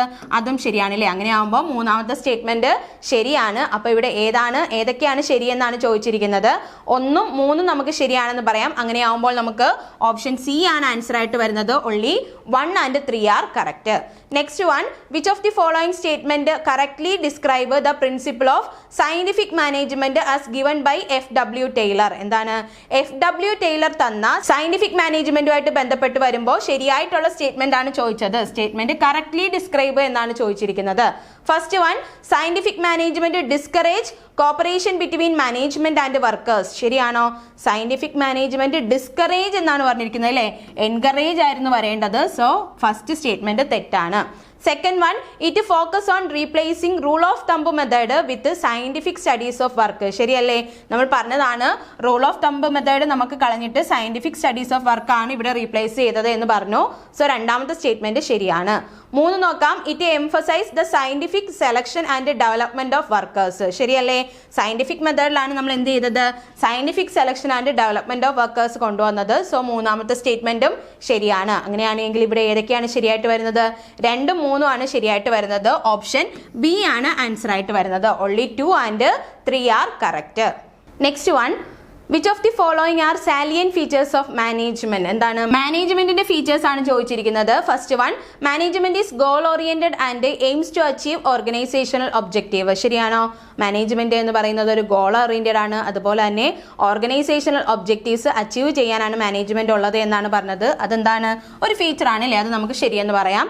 Second one, management is A distinct process consisting of planning, organising, staffing, directing and controlling. എന്താണ്? മാനേജ്മെന്റ് എന്ന് പറഞ്ഞാൽ ഒരു ഡിസ്റ്റിങ്ക്ട് പ്രോസസ്സാണ്. എന്നിട്ട് ആ പ്രോസസ്സ് ഏതൊക്കെയാണ് എന്ന് പറഞ്ഞിട്ടുണ്ട്. Planning, organising, staffing, directing and controlling. അതും ശരിയായിട്ടുള്ള ഒരു ഫീച്ചറാണ്. Next one, management integrate human and non human resources. ശരിയാണോ? മാനേജ്മെന്റ് നമ്മുടെ ഹ്യൂമൻ റിസോഴ്സിനെയും അതുപോലെ തന്നെ നോൺ ഹ്യൂമൻ റിസോഴ്സിനെയും എന്ത് ചെയ്യുന്നു? ഇന്റഗ്രേറ്റ് ചെയ്യുന്നു എന്ന് പറഞ്ഞു. അതും ശരിയാണ്, അല്ലേ? മെൻ, മെറ്റീരിയൽ, മണി, ക്യാപിറ്റൽ എല്ലാം നമ്മൾ എന്താണ്? ഇന്റഗ്രേറ്റ് ചെയ്തുകൊണ്ടാണ് മാനേജ്മെന്റ് ഫംഗ്ഷൻ വരുന്നത്. അതുകൊണ്ട് തന്നെ മൂന്നാമത്തെ സ്റ്റേറ്റ്മെന്റ് എന്താണ്? ശരിയാണ്. അങ്ങനെയാകുമ്പോൾ ഇവിടെ ആൻസർ ഏതാണ്? 3 സ്റ്റേറ്റ്മെന്റും ശരിയാണ്. ഓപ്ഷൻ ഡി ആണ് ആൻസർ ആയിട്ട് വരുന്നത്. ഓൾ 1, 2 and 3 are കറക്റ്റ് എന്ന് പറയാം. Next one, which of the following statement correctly compare theory X and theory Y of motivation? എന്താണ്? Theory X and theory Y of മോട്ടിവേഷനുമായിട്ട് ബന്ധപ്പെട്ട് വരുമ്പോൾ ഏതാണ് കറക്റ്റ് ആയിട്ട് വരുന്ന സ്റ്റേറ്റ്മെന്റ് എന്നാണ് ചോദിച്ചിരിക്കുന്നത്. സ്റ്റേറ്റ്മെന്റ് 1 നോക്കാം. Theory X assumes people need of external motivation while theory Y assumes they are self motivated. ശരിയല്ലേ? തിയറി എക്സിൽ നമ്മൾ പറയുന്നത് എക്സ്റ്റേണൽ മോട്ടിവേഷന്റെ ആവശ്യമുണ്ട് എന്നും അതുപോലെ വൈയിൽ നമ്മൾ പറയുന്നത് അവർ സെൽഫ് മോട്ടിവേറ്റഡ് ആണ് എന്നുമാണ്. സോ ഒന്നാമത്തെ സ്റ്റേറ്റ്മെന്റ് എന്താണ്? ശരിയാണെന്ന് പറയാം.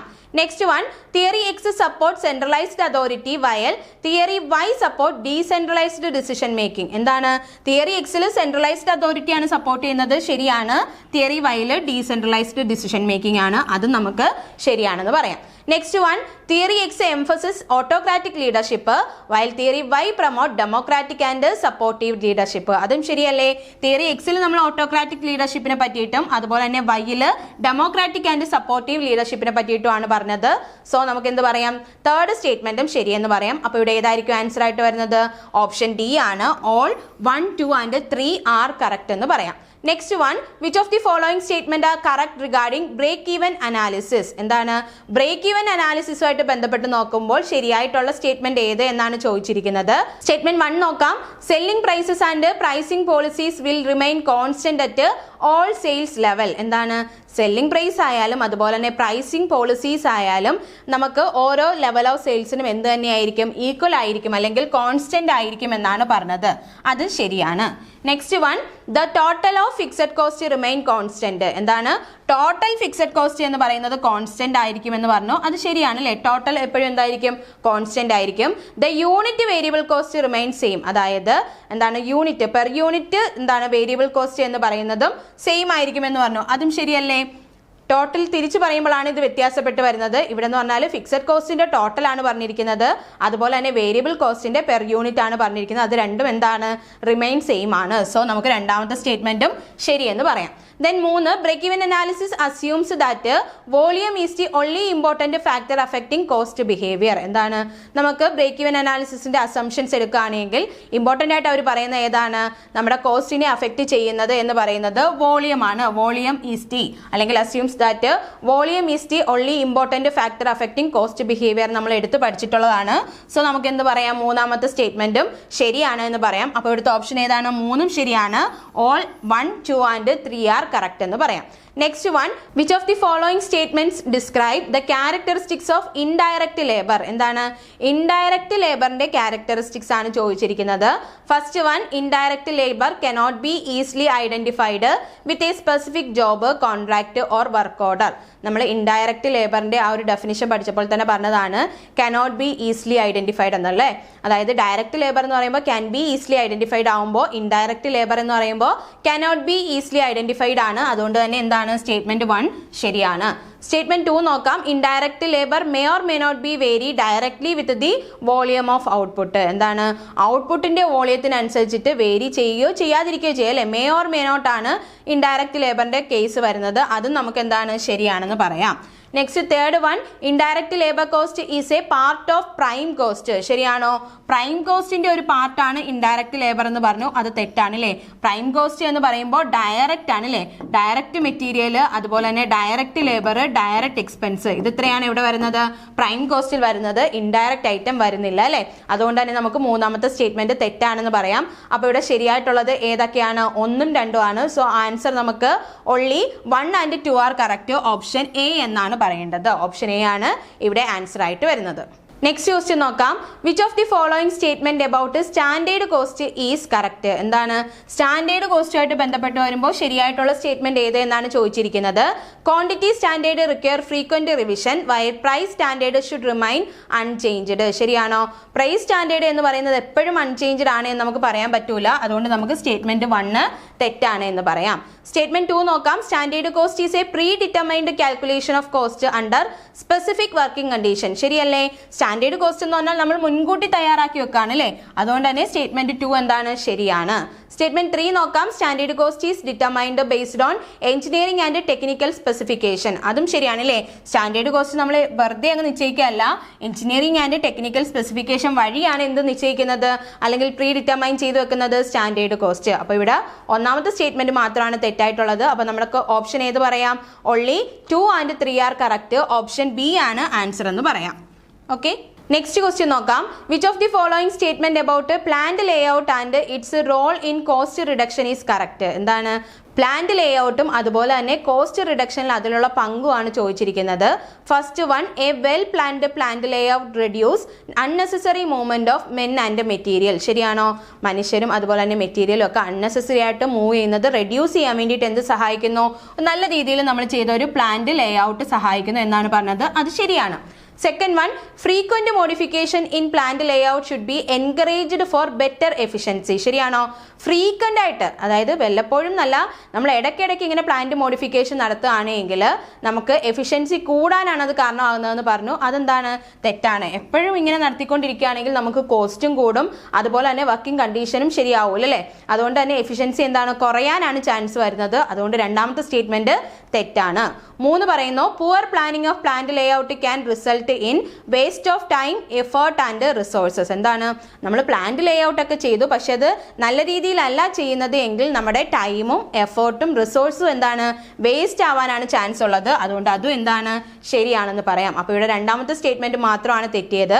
സോ ആൻസർ നമുക്ക് എന്തെന്ന് പറയാം, only 1 and 3 are correct എന്ന് പറയാം. ഓപ്ഷൻ സി ആണ് ആൻസർ ആയിട്ട് വരുന്നത്. only 1 and 3 are correct. Next one, in demand analysis goods are characterised into normal and inferior goods based on the effect of dash on its quantity sold or demand. എന്താണ്, നമ്മൾ demand അനാലിസിസിൽ ഗുഡ്സിനെ categorise ചെയ്യുന്നത് normal or inferior goods എന്ന് categorise ചെയ്യാറുണ്ട്. അത് എന്തിന്റെ ബേസിലാണ് എന്നാണ് ചോദിച്ചത്. Product quality, comparative price, income of consumers, comparative quality. എന്തിന്റെ ബേസിലാണ്, ഇൻകം ഓഫ് കൺസ്യൂമേഴ്സിന്റെ ബേസിലാണ് അല്ലേ നോർമൽ ഗുഡ്സും അതുപോലെ തന്നെ ഇൻഫീരിയർ ഗുഡ്സും വരുന്നത്. നോർമൽ ഗുഡ്സ് എന്ന് പറഞ്ഞാൽ നമുക്ക് ഇൻകം കൂടിയാലും കുറഞ്ഞാലും നമ്മൾ എന്താണ് വാങ്ങിച്ചുകൊണ്ടിരിക്കുന്ന ഗുഡ്സ് ആണ്. ഇൻഫീരിയർ ഗുഡ്സ് എന്ന് പറഞ്ഞാൽ നമുക്ക് ഇൻകം ഇല്ലാത്തപ്പോഴാണ് അല്ലേ, ഇൻകം കുറവുള്ള സമയത്താണ് ഇൻഫീരിയർ ഗുഡ്സ് കൂടുതലായിട്ട് വാങ്ങുന്നത്. ഇൻകം കൂടുമ്പോൾ ആ ഗുഡ്സ് നമ്മൾ എന്ത് ചെയ്യും, അവോയ്ഡ് ചെയ്യുകയാണ് ചെയ്യുന്നത്. സോ എന്തിന്റെ ബേസിലാണ്, income of consumers. Option C ആണ് ഇവിടെ ആൻസർ ആയിട്ട് വരുന്നത്. Next one, calculate price elasticity of demand from the following demand schedule. നമ്മളോട് പറഞ്ഞിരിക്കുന്നത് പ്രൈസ് ഇലാസ്റ്റിസിറ്റി ഓഫ് ഡിമാൻഡ് കണ്ടുപിടിക്കാനാണ്. രണ്ട് പീരീഡിലെ പ്രൈസും ഡിമാൻഡും ആണ് തന്നിരിക്കുന്നത്. പ്രൈസ് ഇലാസ്റ്റിസിറ്റി ഓഫ് ഡിമാൻഡ് കണ്ടുപിടിക്കാൻ നമുക്കൊരു ഇക്വേഷൻ ഉണ്ട്. എന്താണ്, Q2 minus Q1 divided by P2 minus P1 into P1 plus P2 divided by Q1 plus Q2. ഇതാണ് നമ്മുടെ ഇക്വേഷൻ. അതിനകത്ത് ക്യൂ എന്താണെന്ന് വെച്ചാൽ ക്വാണ്ടിറ്റി ആണ്, ക്വാണ്ടിറ്റി ഡിമാൻഡ് ആണ്. Q1 എന്ന് പറയുമ്പോൾ ഇതും Q2 എന്ന് പറയുമ്പോൾ ഇതും, അതുപോലെ തന്നെ പ്രൈസ് P1 ഇത്, P2 ഇത് ചെയ്ത് നമുക്ക് ആൻസർ വരുമ്പോൾ നമുക്കൊരു കിട്ടുന്ന ഫിഗർ എന്ന് പറയുന്നത് -0.22 ആണ്. പക്ഷെ നമ്മുടെ ആൻസറിൽ അതില്ല. പക്ഷേ ഇതിന്റെ ആൻസർ ഇതിനകത്ത് ഇല്ലാത്തത് കൊണ്ട് ഈ ഒരു ക്വസ്റ്റ്യൻ എലിമിനേറ്റ് ചെയ്യാനാണ് ചാൻസ്. സോ നമുക്ക് ഇതിന്റെ ആൻസർ ആയിട്ട് പറയാൻ പറ്റില്ല. ആൻസർ ഇത് നിങ്ങൾ ചെയ്ത് നോക്കുക കേട്ടോ. Next one, below given statement are on independent directors as stated in the companies act 2013. You are directed to identify the wrong statement. എന്താണ്, നമ്മൾ തെറ്റായിട്ടുള്ള സ്റ്റേറ്റ്മെന്റ് ആണ് കണ്ടുപിടിക്കേണ്ടത്. എന്തുമായിട്ടാണ് ബന്ധപ്പെട്ടിരിക്കുന്നത്, കമ്പനീസ് ആക്ട് 2013 ഇൻഡിപെൻഡന്റ് ഡയറക്ടേഴ്സുമായിട്ട് വരുമ്പോൾ തെറ്റായിട്ടുള്ള സ്റ്റേറ്റ്മെന്റ് ആണ് കണ്ടുപിടിക്കേണ്ടത്. സ്റ്റേറ്റ്മെന്റ് 1 നോക്കാം. There is a data bank containing list of person who are eligible and willing to act as an independent director maintained by anyone as notified by the central government. ഇവിടെ പറഞ്ഞിരിക്കുന്നത് independent directors അല്ലെങ്കിൽ ആരാണ് independent directors ആവാൻ willing ആയത് അവരുടെ ഒരു list ഉണ്ടാകും നമ്മുടെ ഡേറ്റാ ബാങ്കിൽ. അതിനകത്തു നിന്നാണ് ആരെ എടുക്കുന്നത്, നമ്മുടെ ഇൻഡിപെൻഡന്റ് ഡയറക്ടേഴ്സിനെ എടുക്കുന്നത്. സോ അതെന്താണ്, ശരിയായിട്ടുള്ളൊരു സ്റ്റേറ്റ്മെന്റ് ആണ്. സ്റ്റേറ്റ്മെന്റ് ബിയിൽ പറയുന്നു, appointment of independent director shall be approved in general meeting. എന്താണ്, ജനറൽ മീറ്റിംഗിൽ അപ്രൂവ്ഡ് ആയിട്ടുള്ള ആൾക്കാരെയാണ് എന്ത് ചെയ്യുന്നത്, ഇൻഡിപെൻഡന്റ് ഡയറക്ടേഴ്സ് ആയിട്ട് അപ്പോയിന്റ് ചെയ്യുന്നത് എന്ന് പറഞ്ഞു. അതും നമുക്ക് ശരിയാണെന്ന് പറയാം. Third one, before placing the name in the general meeting, a prior approve from the company registrar in a prescribed format shall be obtained. അതായത് ജനറൽ മീറ്റിംഗിൽ നമ്മൾ ഒരാളുടെ പേര് വെക്കുന്നതിന് മുന്നേ എന്ത് വേണം എന്നാണ് പറഞ്ഞത്, കമ്പനി രജിസ്ട്രാറുടെ ഒരു പ്രയർ അപ്രൂവൽ വേണം എന്നാണ് പറഞ്ഞത്. പക്ഷേ അങ്ങനെ ഒരു സംഭവം നമ്മൾ കമ്പനീസ് ആക്ടിൽ പറയുന്നില്ല. അപ്പോൾ അത് തെറ്റാണ്. ഡി പറയുന്നു, it is not applicable to companies with charitable objective. എന്താണ്, ചാരിറ്റബിൾ ഒബ്ജക്റ്റീവ് ആയിട്ടുള്ള കമ്പനീസ് ഇത് ആപ്ലിക്കബിൾ അല്ല എന്ന് പറയുന്നുണ്ട്. അതും ശരിയാണ്. അപ്പോൾ ഇവിടെ റോങ് ആയിട്ട് വരുന്ന ഏതാണ്, ഓപ്ഷൻ സി ആണ് ആൻസർ ആയിട്ട് വരുന്നത്. നെക്സ്റ്റ് വൺ നോക്കാം. Following statement R annual general meeting mentioned in companies act 2013. Identify the correct statement. എന്താണ്, 2013 കമ്പനീസ് ആക്ടിലെ ആനുവൽ ജനറൽ മീറ്റിംഗുമായിട്ട് ബന്ധപ്പെട്ട് വരുമ്പോൾ ശരിയായിട്ടുള്ള സ്റ്റേറ്റ്മെന്റ് ഏത് എന്നാണ് ചോദിച്ചിരിക്കുന്നത്. ഫസ്റ്റ് സ്റ്റേറ്റ്മെന്റ് നോക്കാം. First annual general meeting shall be held within 9 months from the closing of first financial year. എന്താണ്, നമ്മുടെ ആദ്യത്തെ ഫിനാൻഷ്യൽ ഇയർ ക്ലോസ് ചെയ്യുന്നതിന് 9 months മുന്നേ നമ്മൾ എന്ത് ചെയ്തിരിക്കണം എന്നാണ് പറഞ്ഞത്, first annual general meeting held ചെയ്തിരിക്കണം എന്നാണ് പറഞ്ഞത്. അത് ശരിയായിട്ടുള്ള ഒരു സ്റ്റേറ്റ്മെന്റ് ആണ് അല്ലേ. ഇവിടെ ഫസ്റ്റ് ഓപ്ഷൻ വായിച്ചാൽ തന്നെ നമുക്ക് ആൻസറിലേക്ക് എത്താൻ വേണ്ടിയിട്ട് പറ്റും. കറക്റ്റ് സ്റ്റേറ്റ്മെന്റ് ഏതെന്നാണ് ചോദിച്ചത്. ആദ്യത്തെ തന്നെ ശരിയായതുകൊണ്ട് ബാക്കി വായിക്കേണ്ട ആവശ്യമുണ്ടോ, ഇല്ല. അപ്പൊ ഇതാണ് ശരിയായിട്ടുള്ള സ്റ്റേറ്റ്മെന്റ് എന്ന് പറയുന്നത്. ബാക്കിയുള്ള സ്റ്റേറ്റ്മെന്റുകൾ തെറ്റാണെന്ന് പറയാം. Ceteris paribus is an important assumption in demand analysis. Which of the following is true with regard to it. എന്താണ്, ഈ ഒരു ഫ്രേസ് ഇതുമായിട്ട് ബന്ധപ്പെട്ട് വരുന്നത് ഏതാണ് ശരിയായിട്ട് വരുന്നത് എന്നാണ്. ഇതൊരു ഫ്രേസ് ആണ്, ഇത് ലാറ്റിൻ ഫ്രേസ് ആണ്. അതുപോലെ തന്നെ ഇതിന്റെ മീനിങ് എന്താണ്, അതർ തിങ് ബീങ് ഈക്വൽ എന്നാണ്.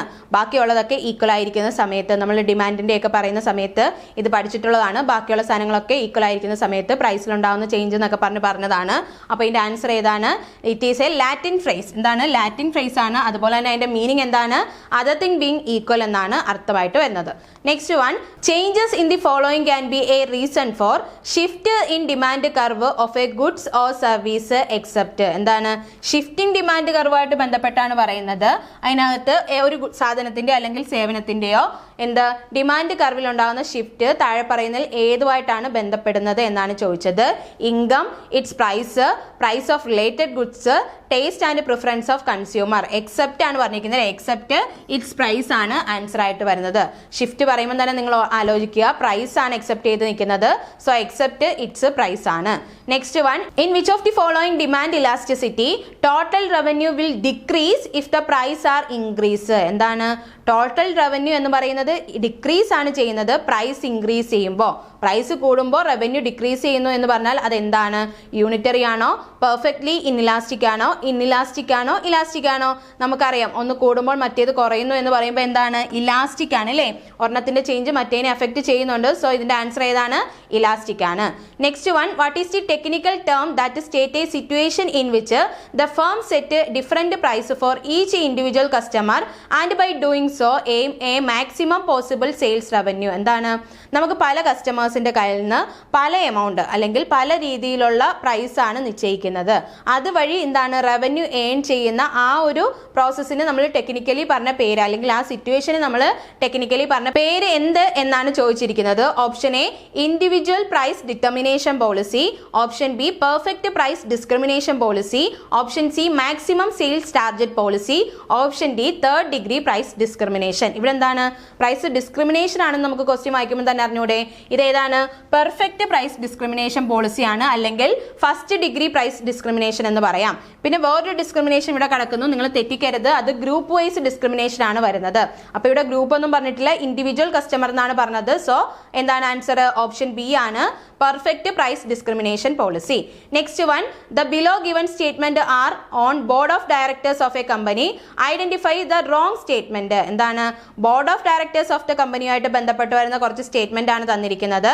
തന്നിരിക്കുന്നവയിൽ തെറ്റായിട്ടുള്ള സ്റ്റേറ്റ്മെന്റ് ആണ് ചോദിച്ചിരിക്കുന്നത്. Option A, only individual can be appointed as directors. എന്താണ്?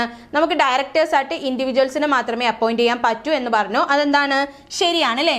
ഇൻഡിവിജ്വൽസിനെ അല്ലേ നമ്മൾ അപ്പോയിന്റ് ചെയ്യുന്നത്. സോ അതൊരു ശരിയായിട്ടുള്ള സ്റ്റേറ്റ്മെന്റ് ആണ്. നെക്സ്റ്റ് സ്റ്റേറ്റ്മെന്റിൽ പറയുന്നു, there should be at least one woman director for a listed company. എന്താണ്? ഒരു ലിസ്റ്റഡ് കമ്പനിയുടെ കേസ് എടുക്കുകയാണെങ്കിൽ അവിടെ അറ്റ്ലീസ്റ്റ് ഒരു വുമൺ ഡയറക്ടർ ഉണ്ടാകണം എന്നാണ് പറഞ്ഞത്. നമ്മുടെ റൂൾ 3 നമ്മളത് പഠിച്ചിട്ടുള്ളതാണ്, ഒരു വിമൺ ഉണ്ടായിരിക്കണം എന്നുള്ളത്. സോ നമുക്ക് അതും ശരിയാണെന്ന് പറയാം. Next one, a private company has to have minimum of 2 directors. എന്താണ്? ഒരു പ്രൈവറ്റ് ലിമിറ്റഡ് കമ്പനിയിൽ എന്തുണ്ടായിരിക്കണം? മിനിമം 2 ഡയറക്ടേഴ്സ് ഉണ്ടായിരിക്കണം എന്ന് നമ്മൾ പഠിച്ചതാണ്. അതും ശരിയാണ്. പിന്നെന്താണ്? ഓപ്ഷൻ ഡി ആണ് അപ്പോൾ നമുക്ക് തെറ്റായിട്ട് വരുന്നത്. ഓപ്ഷൻ ഏതാണ്? An independent director can be a whole time director. Whole time director ആവണമെന്ന് പറഞ്ഞിട്ടില്ല. സോ നമുക്ക് ഓപ്ഷൻ ഡി ആണ് തെറ്റായിട്ട് വരുന്നത്. അപ്പോൾ ഇവിടെ തെറ്റായിട്ടുള്ള സ്റ്റേറ്റ്മെന്റ് ഏതെന്നാണ് ചോദിച്ചത്. നിങ്ങളുടെ ആൻസർ ഏതായിരിക്കണം? ഓപ്ഷൻ ഡി ആയിരിക്കണം. Next one, following statements are on liquidation of a company as per Companies Act 2013. Identify the wrong statement. എന്താണ്? തെറ്റായിട്ടുള്ള സ്റ്റേറ്റ്മെന്റ് ആണ്, ലിക്വിഡേഷനുമായിട്ട് ബന്ധപ്പെട്ട് വരുന്നതാണ്. ഓപ്ഷൻ എ നോക്കാം. On passing order of winding up the tribunal shall appoint A liquidator. ശരിയാണോ? നമ്മൾ winding അപ്പിന്റെ ഒരു order pass ചെയ്ത് കഴിഞ്ഞാൽ ട്രിബ്യൂണൽ ആണ് ലിക്വിഡേഷൻ അല്ലെങ്കിൽ ലിക്വിഡേറ്ററെ അപ്പോയിന്റ് ചെയ്യുന്നത് എന്ന് പറയുന്നു. ശരിയായിട്ടുള്ള സ്റ്റേറ്റ്മെന്റ് ആണ് അല്ലേ? Next statement, such liquidator appointed are from registered insolvency professional എന്നാണ് പറഞ്ഞത്. എന്താണ്? നമ്മളിങ്ങനെ അപ്പോയിന്റ് ചെയ്യുന്ന ആ ഒരു ലിക്വിഡേറ്റർ എന്ന് പറയുന്നത് രജിസ്റ്റേർഡ് ഇൻസോൾവൻസി പ്രൊഫഷനകത്തുള്ള ആളായിരിക്കണം എന്നാണ് പറഞ്ഞത്. അതും ശരിയാണെന്ന് നമുക്ക് പറയാം.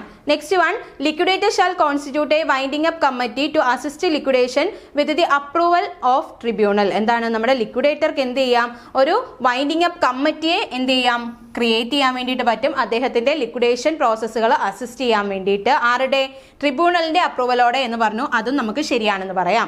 Then last one, removal and replacement of liquidator can only be done by high court. ശരിയാണോ? ഹൈക്കോർട്ടിന് മാത്രമാണോ അതിനുള്ള അധികാരം ഉള്ളത്? അത് തെറ്റായിട്ടുള്ള സ്റ്റേറ്റ്മെന്റ് ആണ്. അപ്പോൾ ഇവിടുത്തെ ആൻസർ എന്ന് പറയുന്നത് ഏതാണ് തെറ്റ് എന്നാണ് ചോദിച്ചത് അല്ലേ? അതുകൊണ്ട് നമുക്ക് ആൻസർ ഓപ്ഷൻ ഡി ആണെന്ന് പറയാം. Next one, as per the provisions of the Companies Act 2013 as amended, who among the following cannot file a petition for the winding up of a company before the tribunal? എന്താണ്? താഴെ തന്നിരിക്കുന്നവയിൽ ആർക്കാണ് winding up petition file ചെയ്യാൻ പറ്റാത്തത് എന്നാണ് ചോദിച്ചത്. അപ്പോൾ പറ്റുന്നവരുടെ list നമ്മൾ പഠിച്ചിട്ടുണ്ട്.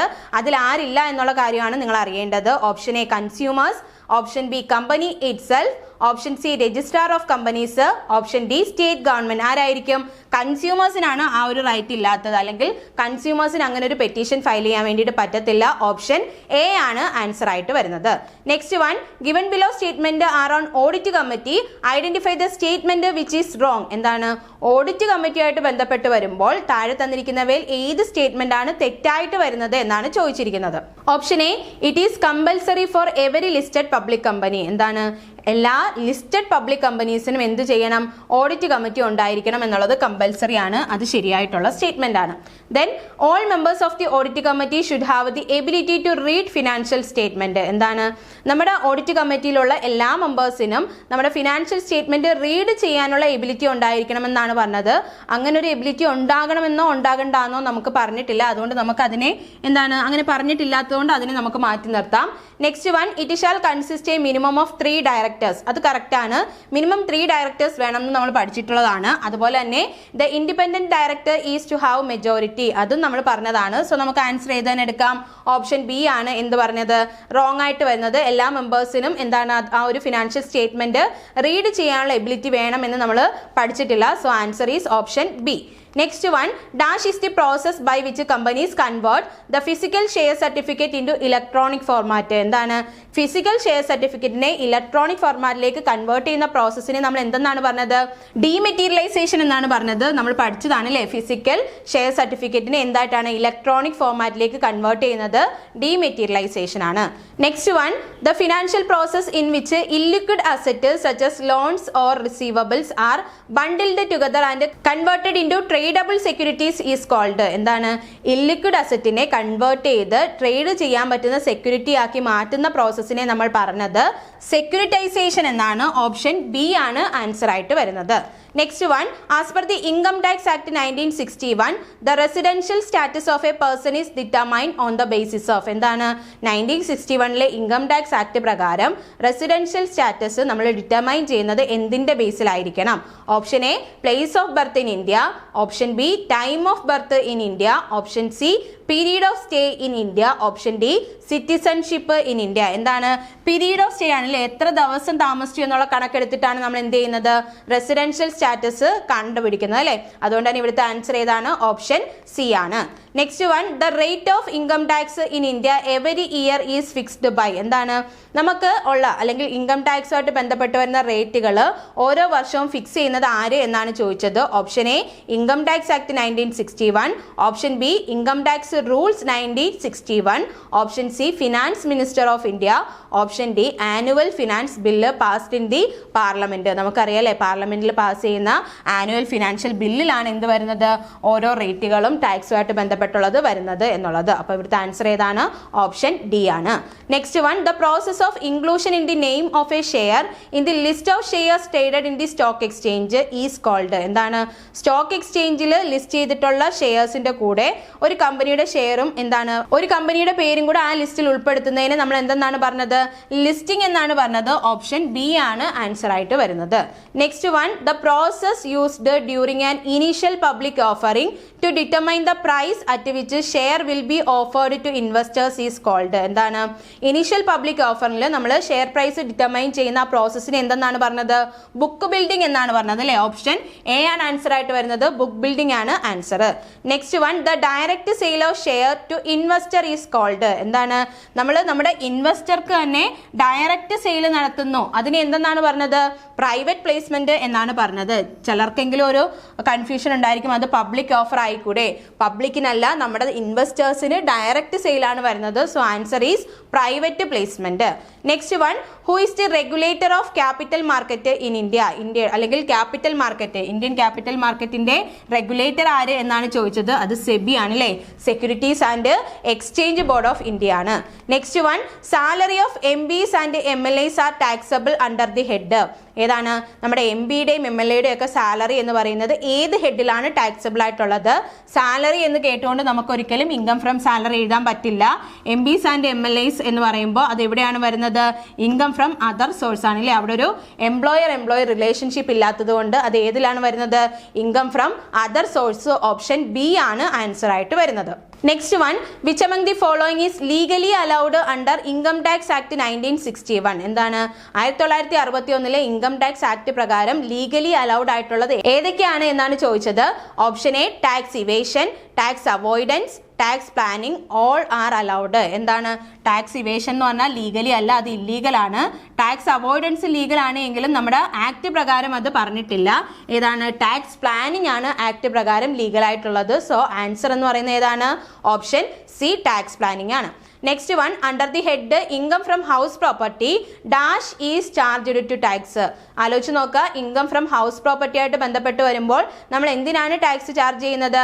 Annual value of the property ആണ് ആൻസർ ആയിട്ട് വരുന്നത്. നെക്സ്റ്റ് വൺ നോക്കാം. In case of an individual the exempted limit of income for the assessment year 2025-26 is. എന്താണ്? നമ്മൾ ഇൻഡിവിജ്വലിന്റെ കേസാണ് പറയുന്നത്. എക്സംപ്റ്റഡ് ലിമിറ്റ് എന്ന് പറയുന്നത് 4 ലക്ഷമാണ്. ഓപ്ഷൻ സി ആണ് ആൻസർ ആയിട്ട് വരുന്നത്. Next one, which among the following statement are true? എന്താണ്? താഴെ തന്നിരിക്കുന്നവയിൽ ശരിയായിട്ടുള്ള സ്റ്റേറ്റ്മെന്റ് ആണ് ചോദിച്ചിരിക്കുന്നത്. Current audit file will contain copy of memorandum and articles of company എന്നാണ് പറഞ്ഞത്. കറന്റ് ഓഡിറ്റ് ഫയലിൽ അത് ഉണ്ട് എന്ന് നമ്മൾ പറയുന്നില്ല. സോ നമുക്ക് ഇത് തെറ്റ് എന്ന് പറയാം. Next one, test checking will be resorted by the auditor when there is a strong internal check or internal control system exist in the company. ശരിയല്ലേ? നമ്മൾ ടെസ്റ്റ് ചെക്കിംഗ് എന്ന് പറയുന്നത് നമ്മുടെ കമ്പനിയിൽ എന്താണ് സ്ട്രോങ് ആയിട്ടുള്ള ഒരു ഇന്റേണൽ ചെക്കോ അല്ലെങ്കിൽ ഇന്റേണൽ കൺട്രോൾ സിസ്റ്റം ഉള്ളതുകൊണ്ടാണ് എന്ന് നമുക്ക് പറയാൻ വേണ്ടിയിട്ട് പറ്റും. Next one, surprise check will be made by the auditor after giving prior notice to the company staff regarding date and time of check. എന്താണ് സർപ്രൈസ് ചെക്ക് എന്ന് പറയുന്നത്? സർപ്രൈസ് ആയിട്ട് വരുന്നതാണ് അല്ലേ? ഇവിടെ പറഞ്ഞിരിക്കുന്നത് എന്താണ്? After giving a prior notice, മുൻകൂട്ടി നമ്മളൊരു നോട്ടീസ് കൊടുത്തിട്ടാണോ വരുന്നത് സർപ്രൈസ് ചെക്കിന്? അത് തെറ്റായിട്ടുള്ള ഒരു സ്റ്റേറ്റ്മെന്റ് ആണ്. അപ്പോൾ ഇവിടെ ഏതാണ് ശരിയായിട്ടുള്ളത്? രണ്ടാമത്തെ സ്റ്റേറ്റ്മെന്റ് ആണ് ശരിയായിട്ടുള്ളത്. So statement 2 alone is true എന്ന് നമുക്ക് പറയാൻ വേണ്ടിയിട്ട് പറ്റും. Next one, which among the following statement are correct എന്നാണ് ചോദിച്ചിരിക്കുന്നത്. ഫസ്റ്റ് സ്റ്റേറ്റ്മെന്റ് നോക്കാം. Original purchase invoice, counterfoils of cheque book, counterfoils of pay in slip etcetera are the examples of primary vouchers. ശരിയല്ലേ? നമ്മുടെ primary വൗച്ചേഴ്സിന് example ആണ് ഏതൊക്കെ? Original purchase invoice, അതുപോലെ തന്നെ counter foils of cheque book, അതുപോലെ pain സ്ലിപ്പിന്റെ counter foil. ഇതൊക്കെ എന്താണ്? Primary vouchers ആണ്. സ്റ്റേറ്റ്മെന്റ് 1 കറക്റ്റ് ആണ്. സ്റ്റേറ്റ്മെന്റ് 2 നോക്കാം. Vouching of cash book involves checking the documentary evidence of all depreciation charge, debit not and credit note. എന്താണ്? നമ്മൾ cash ബുക്കിന്റെ വൗച്ചിങ്ങിനകത്ത് ഡിപ്രീസിയേഷനും debit നോട്ടും credit നോട്ടും ഒക്കെയാണ് വൗച്ച് ചെയ്യുന്നത്? അല്ല, ക്യാഷ് ബുക്കിൽ നമ്മൾ ക്യാഷ് റെസീറ്റും ക്യാഷ് പേയ്മെന്റും ആണ് വൗച്ചിങ് വരുന്നത്. അതുകൊണ്ട് തന്നെ ഇതെന്താണ്? തെറ്റായിട്ടുള്ള സ്റ്റേറ്റ്മെന്റ് ആണ്. നമുക്കിനി സ്റ്റേറ്റ്മെന്റ് 3 വായിക്കുന്നതിന് മുന്നേ നിങ്ങളൊരു കാര്യം മനസ്സിലാക്കുക. പരീക്ഷാ ഹാളിൽ നമ്മൾ എപ്പോഴും എലിമിനേഷൻ മെത്തേഡ് ചെയ്യണമെന്ന് ഞാൻ പറഞ്ഞിട്ടുണ്ട്. എന്താണ്? ഇവിടെയും നമുക്കത് ചൂസ് ചെയ്തുകൂടെ? രണ്ടാമത്തെ സ്റ്റേറ്റ്മെന്റ് തെറ്റാണ് എന്ന് പറയുമ്പോൾ തന്നെ നമുക്ക് ചോദിച്ചത് കറക്റ്റ് സ്റ്റേറ്റ്മെന്റ് ആണ്. അപ്പോൾ എന്തായാലും രണ്ടാമത്തെ സ്റ്റേറ്റ്മെന്റ് നമ്മുടെ ആൻസറിൽ വരില്ല. അപ്പോൾ നമുക്ക് ഓപ്ഷൻ എലിമിനേറ്റ് ചെയ്യുകയാണെങ്കിൽ ഇതും കളയല്ലേ? ഇങ്ങനെയാണെങ്കിൽ മൂന്നാമത്തെ സ്റ്റേറ്റ്മെന്റ് വായിക്കാതെ തന്നെ നമുക്ക് ആൻസറിൽ എത്തിക്കൂടെ? ഇങ്ങനെയാണ് നിങ്ങൾ പരീക്ഷയ്ക്ക് ചെയ്തത് എന്ന് ഞാൻ വിചാരിക്കുന്നു. എന്താണ്? Statement 1 and 3 alone R correct ആണ്. കാരണം മൂന്നാമത്തെ സ്റ്റേറ്റ്മെന്റ് വായിക്കാതെ തന്നെ നമുക്ക് ആൻസറിൽ എത്താം. Verification involves the confirmation of assets and liabilities that appear in the balance sheet. അതും ശരിയായിട്ടുള്ള സ്റ്റേറ്റ്മെന്റ് ആണ്. അപ്പോൾ നമ്മുടെ ആൻസർ എന്ന് പറയുന്നത് ഓപ്ഷൻ ബി ആണ്. Next one, choose the correct statement from the following. താഴെ തന്നിരിക്കുന്നവയിൽ കറക്റ്റ് സ്റ്റേറ്റ്മെന്റ് ഏത് എന്നാണ് ചോദിച്ചിരിക്കുന്നത്. നോക്കാം.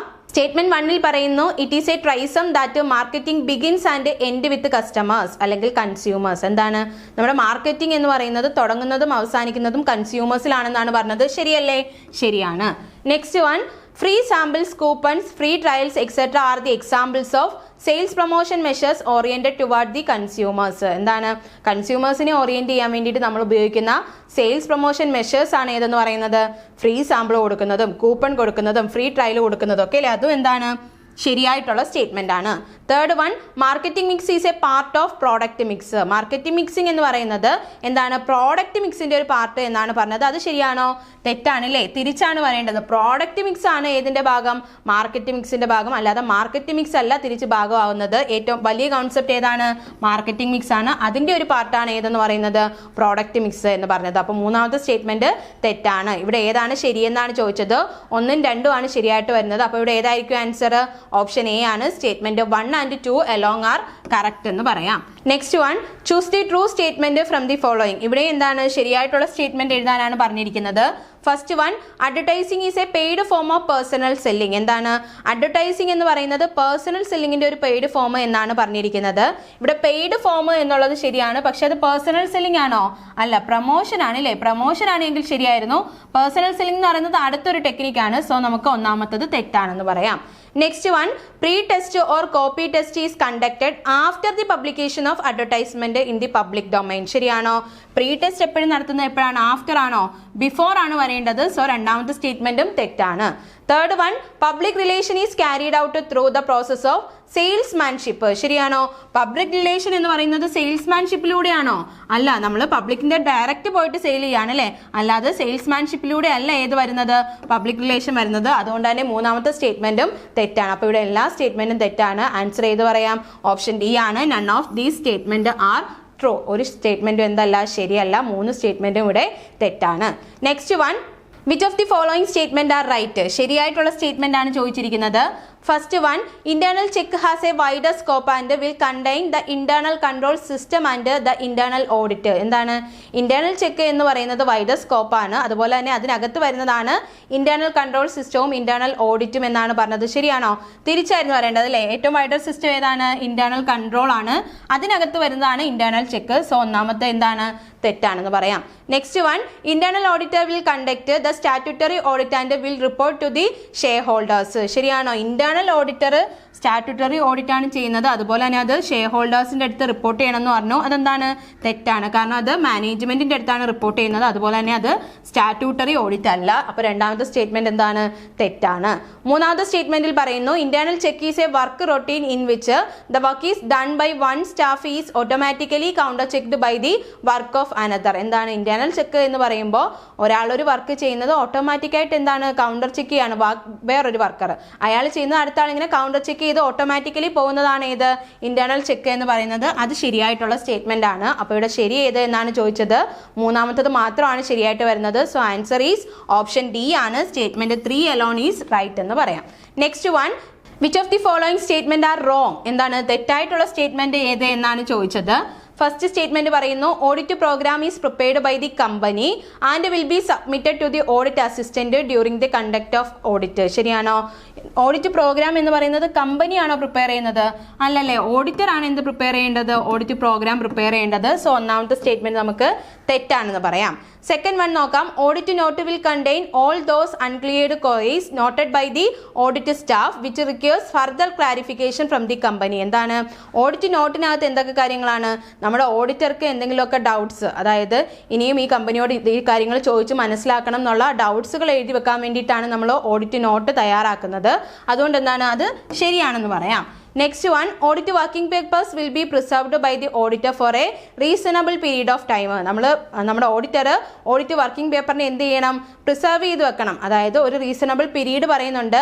ആ അത്രയും വർഷം അത് എന്ത് ചെയ്യണം? സൂക്ഷിച്ചു വെക്കണം എന്നുള്ളത് ശരിയായിട്ടുള്ള ഒരു സ്റ്റേറ്റ്മെന്റ് ആണ്. അപ്പോൾ ഇവിടെ റോങ് ആയിട്ടുള്ള സ്റ്റേറ്റ്മെന്റ് ആണ് ചോദിച്ചത്. ഒന്നാമത്തത് മാത്രമാണ് തെറ്റായിട്ട് വരുന്നത്. So answer is option A ആണ്. സ്റ്റേറ്റ്മെന്റ് 1 alone ഈസ് റോങ് എന്ന് പറയാം. Next one, identify the incorrect statement from the following. എന്താ പറഞ്ഞിരിക്കുന്നത്? തെറ്റായിട്ടുള്ള സ്റ്റേറ്റ്മെന്റ് ആണ് ചോദിച്ചിരിക്കുന്നത്. First one, auditor appointed at the first annual general meeting of the company shall hold office four A continuous period of 20 years. ശരിയാണോ? നമ്മൾ ആദ്യം appoint ചെയ്യുന്ന ആളെ 20 വർഷത്തേക്കാണോ അപ്പോയിന്റ് ചെയ്യുന്നത്? അല്ല, അത് തെറ്റായിട്ടുള്ളൊരു സ്റ്റേറ്റ്മെന്റ് ആണ്. സ്റ്റേറ്റ്മെന്റ് 2 നോക്കാം. A body corporate can be appointed as a statutory auditor in companies. എന്താണ്? ഒരു ബോഡി കോർപ്പറേറ്റ് ആണോ സ്റ്റാറ്റ്യൂട്ടറി ഓഡിറ്റർ ആയിട്ട് വരുന്നത്? അല്ല, അത് നമുക്ക് തെറ്റാണെന്ന് പറയാം. Next one, statutory auditor of a company can be removed from the office before the expiry of term by passing an ordinary resolution in the board meeting. എന്താണ്, നമ്മുടെ സ്റ്റാറ്റ്യൂട്ടറി ഓഡിറ്റർ അദ്ദേഹത്തിന്റെ എക്സ്പയറി അല്ലെങ്കിൽ പീരീഡ് ആവുന്നതിന് മുന്നേ തന്നെ ഒരു ordinary resolution പാസ്സാക്കിക്കൊണ്ട് remove ചെയ്യാമെന്നാണ് പറഞ്ഞത്. അതും ശരിയായിട്ടുള്ള ഒരു സ്റ്റേറ്റ്മെന്റ് അല്ല.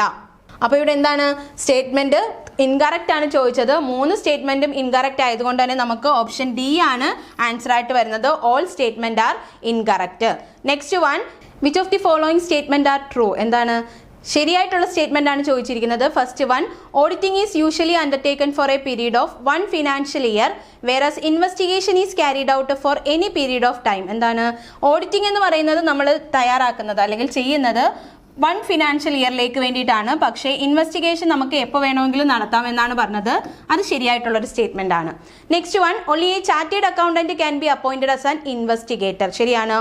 ഒരു ഇൻവെസ്റ്റിഗേറ്റർ ആയിട്ട് അപ്പോയിന്റ് ചെയ്യുന്നത് ചാർട്ടേഡ് അക്കൗണ്ടന്റിനെ മാത്രമാണ് എന്ന് നമ്മൾ പഠിച്ചിട്ടില്ല. സോ രണ്ടാമത്തെ സ്റ്റേറ്റ്മെന്റ് എന്താണ്, തെറ്റാണ്. മൂന്നാമത്തെ സ്റ്റേറ്റ്മെന്റിൽ പറയുന്നു auditor considers only prima facie evidence whereas investigator consider substantive evidence. എന്താണ്, ഓഡിറ്റർ എന്ന് പറയുന്നത് നമുക്ക് പ്രൈമറി ആയിട്ട് കിട്ടുന്ന എവിഡൻസ് ആണ് ഉപയോഗിക്കുന്നത്. പക്ഷേ ഇൻവെസ്റ്റിഗേറ്റർ എന്ന് പറയുന്നത് സബ്സ്റ്റാൻസീവ് എവിഡൻസ് ഉപയോഗിച്ചുകൊണ്ടാണ് എന്ത് ചെയ്യുന്നത്, ആ ഒരു ഇൻവെസ്റ്റിഗേഷൻ നടത്തുന്നത് എന്നാണ് പറഞ്ഞത്. അത് നമുക്ക് ശരിയാണെന്ന് പറയാം. അപ്പോൾ ഇവിടെ ശരിയായിട്ടുള്ള സ്റ്റേറ്റ്മെന്റ് ആണ് ചോദിച്ചത്. 1ഉം 3ഉം ആണ് ശരിയായിട്ട് വരുന്നത്. അപ്പോൾ നമ്മുടെ ആൻസർ എന്ന് പറയുന്നത് ഓപ്ഷൻ സി ആണ്. Statement 1 and 3 alone are true ആണ് ആൻസർ ആയിട്ട് വരുന്നത്. 2 എന്താണ് തെറ്റിപ്പോയത്, ചാർട്ടേഡ് അക്കൗണ്ടന്റ് മാത്രമല്ല ആരായിട്ട് വരുന്നത്, ഇൻവെസ്റ്റിഗേറ്റർ ആയിട്ട് വരുന്നത്. Next one, which of the following statement is true. എന്താണ്, ഏത് സ്റ്റേറ്റ്മെന്റ് ആണ് ശരി എന്നാണ് ചോദിച്ചിരിക്കുന്നത്. സ്റ്റേറ്റ്മെന്റ് 1 നോക്കാം.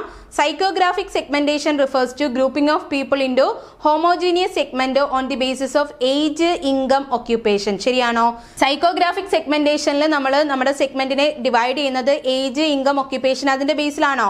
അല്ല അല്ലേ, ഏജ്, ഇൻകം, ഒക്യുപ്പേഷൻ അല്ല. അത് ലൈഫ് സ്റ്റൈല് അതുപോലെ തന്നെ വാല്യൂസ് ഇതിന്റെ ബേസിലാണ് നമ്മൾ സൈക്കോഗ്രാഫിക് സെഗ്മെന്റേഷൻ വരുന്നത്. ഒന്നാമത്തെ സ്റ്റേറ്റ്മെന്റ് അതുകൊണ്ട് തന്നെ എന്താണ്, തെറ്റാണെന്ന് പറയാം.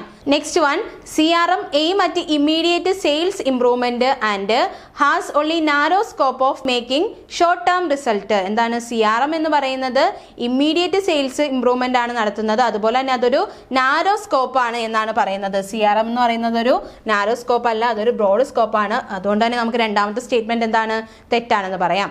ദെൻ മൂന്നാമത്തത്, demand of industrial goods are primary in nature and are not dependent on the demand of consumer goods. എന്താണ്, ഇൻഡസ്ട്രിയൽ ഗുഡ്സിന്റെ ഡിമാൻഡ് എന്ന് പറയുന്നത് പ്രൈമറി ഇൻ നേച്ചർ ആണ്. അതുപോലെ തന്നെ അത് കൺസ്യൂമർ ഗുഡ്സിന്റെ ഡിമാൻഡിനെ ഡിപ്പെൻഡ് ചെയ്യുന്നില്ല എന്നാണ് പറഞ്ഞത് അല്ലേ. നോട്ട് ഡിപ്പെൻഡ് എന്നാണ് പറഞ്ഞത്. അതും നമുക്ക് തെറ്റാണെന്ന് പറയാം. കാരണം ഇൻഡസ്ട്രിയൽ ഗുഡ്സിന്റെ ഡിമാൻഡ് എന്ന് പറയുന്നത് ഡിറൈവ്ഡ് ഡിമാൻഡ് ആണ് അല്ലേ. ഡിറൈവ്ഡ് ഡിമാൻഡ് ആയതുകൊണ്ട് തന്നെ എന്താണ്, നമ്മുടെ കൺസ്യൂമർ ഗുഡ്സിന്റെ ഡിമാൻഡുമായിട്ട് ഡിപ്പെൻഡ് ചെയ്താണ് ഏതിരിക്കുന്നത്, ഇൻഡസ്ട്രിയൽ ഗുഡ്സിന്റെ ഡിമാൻഡ് ഇരിക്കുന്നത്. സോ ഈ ഒരു സ്റ്റേറ്റ്മെന്റ് നമുക്ക് തെറ്റാണെന്ന് പറയാം. അപ്പോൾ ഇവിടുത്തെ 3 സ്റ്റേറ്റ്മെന്റും തെറ്റാണ്. സോ ആൻസർ ഏതാണ്, ഓപ്ഷൻ ഡി ആണ്. None of the statements are true എന്ന് നമുക്ക് പറയാം. Next one, which of the following statement is false. താഴെ തന്നിരിക്കുന്നവയിൽ ഏത് സ്റ്റേറ്റ്മെന്റ് ആണ് തെറ്റ് എന്നാണ് ചോദിച്ചിരിക്കുന്നത്. ഫസ്റ്റ് വൺ, ലൈൻ ഡെത്ത് refers to the number of product variance in a product line. എന്താണ്, ലൈൻ ഡെത്ത് എന്ന് പറയുന്നത് നമ്മുടെ പ്രോഡക്റ്റ് ലൈനിൽ എത്ര നമ്പർ ഓഫ് പ്രോഡക്റ്റ് വേരിയന്റ് ഉണ്ട് എന്നാണ് പറയുന്നത്. അപ്പോൾ അതെന്താണ്, ശരിയായിട്ടുള്ള ഒരു സ്റ്റേറ്റ്മെന്റ് ആണ്. Second one, length of product mix refers to the number of product sold in all product line. എന്താണ്, നമ്മുടെ പ്രോഡക്റ്റ് മിക്സിന്റെ ലെങ്ത് എന്ന് പറയുന്നത് നമ്മുടെ പ്രോഡക്റ്റ് ലൈനിൽ എത്ര നമ്പർ ഓഫ് പ്രോഡക്ട്സ് ആണ് സോൾഡ് ചെയ്തിരിക്കുന്നത് എന്നാണ് പറഞ്ഞിരിക്കുന്നത്. ഇവിടെ ഒരു തെറ്റുണ്ട്. അതായത് സോൾഡ് എന്നല്ലായിരുന്നു വരേണ്ടത് കേട്ടോ. പ്രോഡക്റ്റ് ഉണ്ട് എന്നാണ്, അല്ലാതെ വിറ്റു എന്നല്ല. എത്ര പ്രോഡക്റ്റ് ആണ് അവിടെ ഉള്ളത് എന്നാണ് ഇതിന്റെ ശരിയായിട്ടുള്ള ആൻസർ എന്ന് പറയുന്നത്. പക്ഷെ നമ്മുടെ ആൻസർ കീ പ്രകാരം ഇതും ശരിയാണെന്നാണ് പറയുന്നത്. ആ സോൾഡ് പക്ഷെ അവിടെ തെറ്റാണ്. ഫൈനൽ ആൻസർ കീ വരുമ്പോൾ ചിലപ്പോൾ അത് മാറ്റിയായിരിക്കും വരുന്നത്. Next one, in growth stage of product life cycle the demand for the product reaches it's saturation point. ശരിയാണോ? പ്രോഡക്റ്റ് ലൈഫ് സൈക്കിളിന്റെ ഗ്രോത്ത് സ്റ്റേജിൽ ഡിമാൻഡ് എന്ന് പറയുന്നത് അല്ലെങ്കിൽ അത് എവിടെയാ, സാറ്റുറേഷൻ പോയിന്റിലാണോ എത്തുന്നത്? ഗ്രോത്തിലാണ് ഏറ്റവും മുകളിൽ എത്തുന്നത് എന്നാണ് നമ്മൾ പഠിച്ചിട്ടുള്ളത്. സോ നമുക്ക് മൂന്നാമത്തെ സ്റ്റേറ്റ്മെന്റ് തെറ്റാണെന്ന് പറയാം. അപ്പോൾ നമുക്ക് ആൻസർ ഏതാണ്, സ്റ്റേറ്റ്മെന്റ് 3 എലോൺ ഈസ് ഫോൾസ് എന്ന് പറയാം. ഓപ്ഷൻ സി ആണ് ഇവിടെ ആൻസർ ആയിട്ട് വന്നിരിക്കുന്നത്. Next one, identify the wrong statement from the following. എന്താണ്, താഴെ തന്നിരിക്കുന്നവയിൽ തെറ്റായിട്ടുള്ള സ്റ്റേറ്റ്മെന്റ് ആണ് കണ്ടുപിടിക്കാൻ പറഞ്ഞിരിക്കുന്നത്. First statement, in the promotion mix the push blend emphasis on impersonal selling വേറാസ് the pull blend emphasis on personal selling. ശരിയാണോ?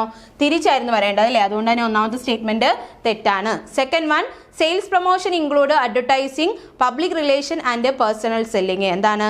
സെയിൽസ് പ്രൊമോഷന്റെ അകത്താണ് അഡ്വർടൈസിങ്ങും public റിലേഷനും personal സെല്ലിംഗും ഒക്കെ വരുന്നതെന്നാണ് പറഞ്ഞത്. ശരിയാണോ? അത് തെറ്റാണല്ലേ. സെയിൽസ് പ്രൊമോഷൻ എന്ന് പറഞ്ഞാൽ നമ്മൾ ഓരോ കൂപ്പൺ കൊടുക്കുന്നത്, അതുപോലെ തന്നെ കോൺടെസ്റ്റ് നടത്തുന്നത്, ഇങ്ങനെയുള്ള കാര്യങ്ങളാണ് നമ്മൾ എവിടെ വരുന്നത്? സെയിൽസ് പ്രൊമോഷനിൽ വരുന്നത്. സെയിൽസ് പ്രൊമോഷൻ പോലെയുള്ള കുറച്ച് പ്രൊമോഷൻ ടെക്നിക്കാണ് ഇതൊക്കെ അഡ്വർടൈസിങ്, പബ്ലിക് റിലേഷൻ എന്ന് പറയുന്നത്. അല്ലാതെ അതിനകത്ത് വരുന്നതല്ല അല്ലേ. അതുകൊണ്ട് തന്നെ രണ്ടാമത്തെ സ്റ്റേറ്റ്മെന്റ് നമുക്ക് തെറ്റാണെന്ന് പറയാം. Third one, personal selling refers to face communication with the customer for the purpose of making sales. ശരിയല്ലേ? പേഴ്സണൽ സെല്ലിംഗ് എന്ന് പറഞ്ഞാൽ നമ്മൾ കസ്റ്റമേഴ്സിനെ ഫേസ് ടു ഫേസ് ആയിട്ട് ചെയ്യാണ് അല്ലേ. എന്തിനു വേണ്ടിയിട്ട്? സെയിൽ നടത്താൻ വേണ്ടിയിട്ട് ഫേസ് ടു ഫേസ് കമ്മ്യൂണിക്കേഷൻ ആണ് കസ്റ്റമറായിട്ട് വെക്കുന്നത്. അപ്പോൾ തേർഡ് സ്റ്റേറ്റ്മെന്റ് ശരിയാണെന്ന് പറയാം. അപ്പോൾ ഇവിടെ ചോദിച്ചത് തെറ്റായിട്ടുള്ള സ്റ്റേറ്റ്മെന്റ് ആണ്. ഇവിടെ തേർഡ് മാത്രമാണ് ശരിയായിട്ടുള്ളത്. ഏതാണ് തെറ്റായിട്ട് വരുന്നത്? 1ഉം 2ഉം തെറ്റാണ്. So answer is option A ആണ്. സ്റ്റേറ്റ്മെന്റ് 1 and 2 alone ആർ റോങ് എന്ന് പറയാം. Next one, identify the correct statement from the following. എന്താ? താഴെ തന്നിരിക്കുന്നവയിൽ കറക്റ്റ് സ്റ്റേറ്റ്മെന്റ് ആണ് ചോദിച്ചിരിക്കുന്നത്. First one, the correct sequence of consumer decision making process include stages such as identification of alternative, recognition of unsatisfied need, purchase decision, evaluation of alternative. ശരിയാണോ? Correct sequence എന്ന് പറഞ്ഞിട്ട് തിരിച്ച് പറിച്ചൊക്കെയാണ് തന്നിരിക്കുന്നത് അല്ലേ. ആദ്യം ഐഡന്റിഫിക്കേഷൻ ഓഫ് ഓൾട്ടർനേറ്റീവ് ആണോ? അല്ല, നമുക്ക് എന്താണ്? അൺസാറ്റിസ്ഫൈഡ് നീഡ് കണ്ടുപിടിക്കുകയാണ് ചെയ്യേണ്ടത്. അങ്ങനെ ബാക്കി വരുന്നതിനകത്തൊക്കെ തെറ്റുണ്ട്. അതുകൊണ്ട് തന്നെ ഒന്നാമത്തെ എന്താണ്? തെറ്റാണെന്ന് പറയാം. Second one, attitude, beliefs, perception, motivation, etc. of individual are the psychological factors influencing consumer behavior. എന്താണ്? കൺസ്യൂമർ ബിഹേവിയറിനെ ഇൻഫ്ലുവൻസ് ചെയ്യുന്ന സൈക്കോളജിക്കൽ ഫാക്ടേഴ്സ് ആണ് ഇതൊക്കെ. ആറ്റിറ്റ്യൂഡ്, ബിലീഫ്സ്, പെർസെപ്ഷൻസ്, മോട്ടിവേഷൻ ഇതൊക്കെ പറയുന്നത്. സോ അതെന്താണ്? ശരിയാണ്. Next one, consumer behaviour is the study of consumers buying behaviour in terms of what, when, where, how much, etcetera of goods and service. എന്താണ്? Consumer behaviour എന്ന് പറഞ്ഞത് കൺസ്യൂമേഴ്സിന്റെ buying ബിഹേവിയറിന്റെ ഒരു study ആണല്ലേ.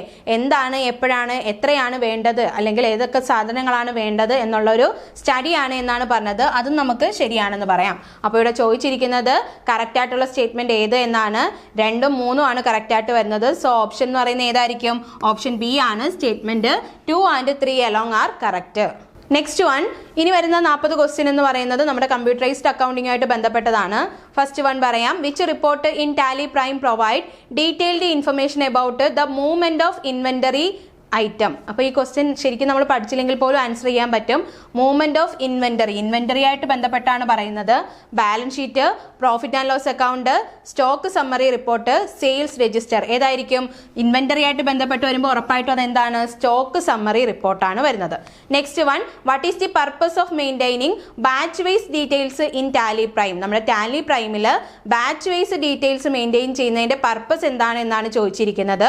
Option A, manage financial transaction in batches. Option B, track expiry date and manufacturing details of stock item. Option C, categorise suppliers. Option D, manage customer orders. എന്താണ്? Batch wise നമ്മൾ നടത്തുന്നത് എന്തിനു വേണ്ടിയിട്ടാണ്? Expiry ഡേറ്റും manufacturing ഡീറ്റെയിൽസും നമുക്ക് അറിയാൻ വേണ്ടിയിട്ടാണ്. Track expiry date and manufacturing details of stock item. Next one, which option from company info menu is selected to create a new company in Tally. എന്താണ്? നമ്മുടെ ടാലിയിൽ പുതിയൊരു കമ്പനി ക്രിയേറ്റ് ചെയ്യാൻ വേണ്ടിയിട്ട് നമ്മൾ ഏതാണ് ഓപ്പൺ ചെയ്യേണ്ടത്? കമ്പനി ഇൻഫോ മെനുവിൽ ഏതാണ് ഓപ്പൺ ചെയ്യേണ്ടത് എന്നാണ് ചോദിച്ചിരിക്കുന്നത്. Company create company, create new company. ഏതായിരിക്കും? ക്രിയേറ്റ് കമ്പനിയാണ്. തിരിഞ്ഞു പോകരുത്. ക്രിയേറ്റ് കമ്പനി ആയിരുന്നു ആൻസർ ആയിട്ട് വരുന്നത്. Next one, which option is used to open company created in Tally. എന്താണ്? നമ്മൾ ടാലിയിൽ ക്രിയേറ്റ് ചെയ്ത് വെച്ചിരിക്കുന്ന കമ്പനി ഓപ്പൺ ചെയ്യാൻ വേണ്ടിയിട്ട് ഏത് ഓപ്ഷനാണ് യൂസ് ചെയ്യേണ്ടത് എന്നാണ് ചോദിച്ചത്. Create company, alter, select company, start company. അപ്പോൾ ഓൾറെഡി ക്രിയേറ്റ് ചെയ്ത് വെച്ചിരിക്കുന്ന കമ്പനിയാണ്. അപ്പോൾ ഏതായിരിക്കും? സെലക്ട് കമ്പനിയാണ്. Next one, in Tally prime what is the use of stock group. എന്താണ്? ടാലി പ്രൈമിൽ സ്റ്റോക്ക് ഗ്രൂപ്പ് കൊണ്ടുള്ള ഉപയോഗം എന്താ എന്നാണ് ചോദിച്ചത്. Option A, to classify different type of customers. എന്താണ്? സ്റ്റോക്കിന്റെ കാര്യമാണ് പറഞ്ഞേക്കുന്നത്. അപ്പോൾ കസ്റ്റമേഴ്സ് വന്നതുകൊണ്ട് ഇത് നമുക്ക് എലിമിനേറ്റ് ചെയ്യാം അല്ലേ. Okay. Option B, to classify different type of സപ്ലയേഴ്സിനെ ക്ലാസിഫൈ ചെയ്യാനാണോ സ്റ്റോക്ക് ഗ്രൂപ്പ്? അല്ല. Option C to classify different type of stock based on similarities. എന്താണ് സിമിലാരിറ്റീസിന്റെ ബേസിൽ സ്റ്റോക്കിനെ അല്ലെങ്കിൽ സ്റ്റോക്കിന്റെ ഡിഫറെന്റ് ടൈപ്പ് ക്ലാസിഫൈ ചെയ്യാനാണ് എന്ത് ഉപയോഗിക്കുന്നത്, സ്റ്റോക്ക് ഗ്രൂപ്പ് ഉപയോഗിക്കുന്നത്. അത് നമുക്ക് ഓപ്ഷൻ വായിക്കുമ്പോൾ തന്നെ അറിയാലേ, കസ്റ്റമേഴ്സ് വരില്ല, സപ്ലയേഴ്സ് വരില്ല, അതുപോലെ തന്നെ ടൈപ്പ് ഓഫ് ട്രാൻസാക്ഷൻ വരില്ല. പിന്നെന്താണ് സ്റ്റോക്കുമായിട്ട് റിലേറ്റ് ചെയ്തതാണ് ഇവിടെ വരുന്നത്, സ്റ്റോക്ക് ഗ്രൂപ്പിൽ വരുന്നത്.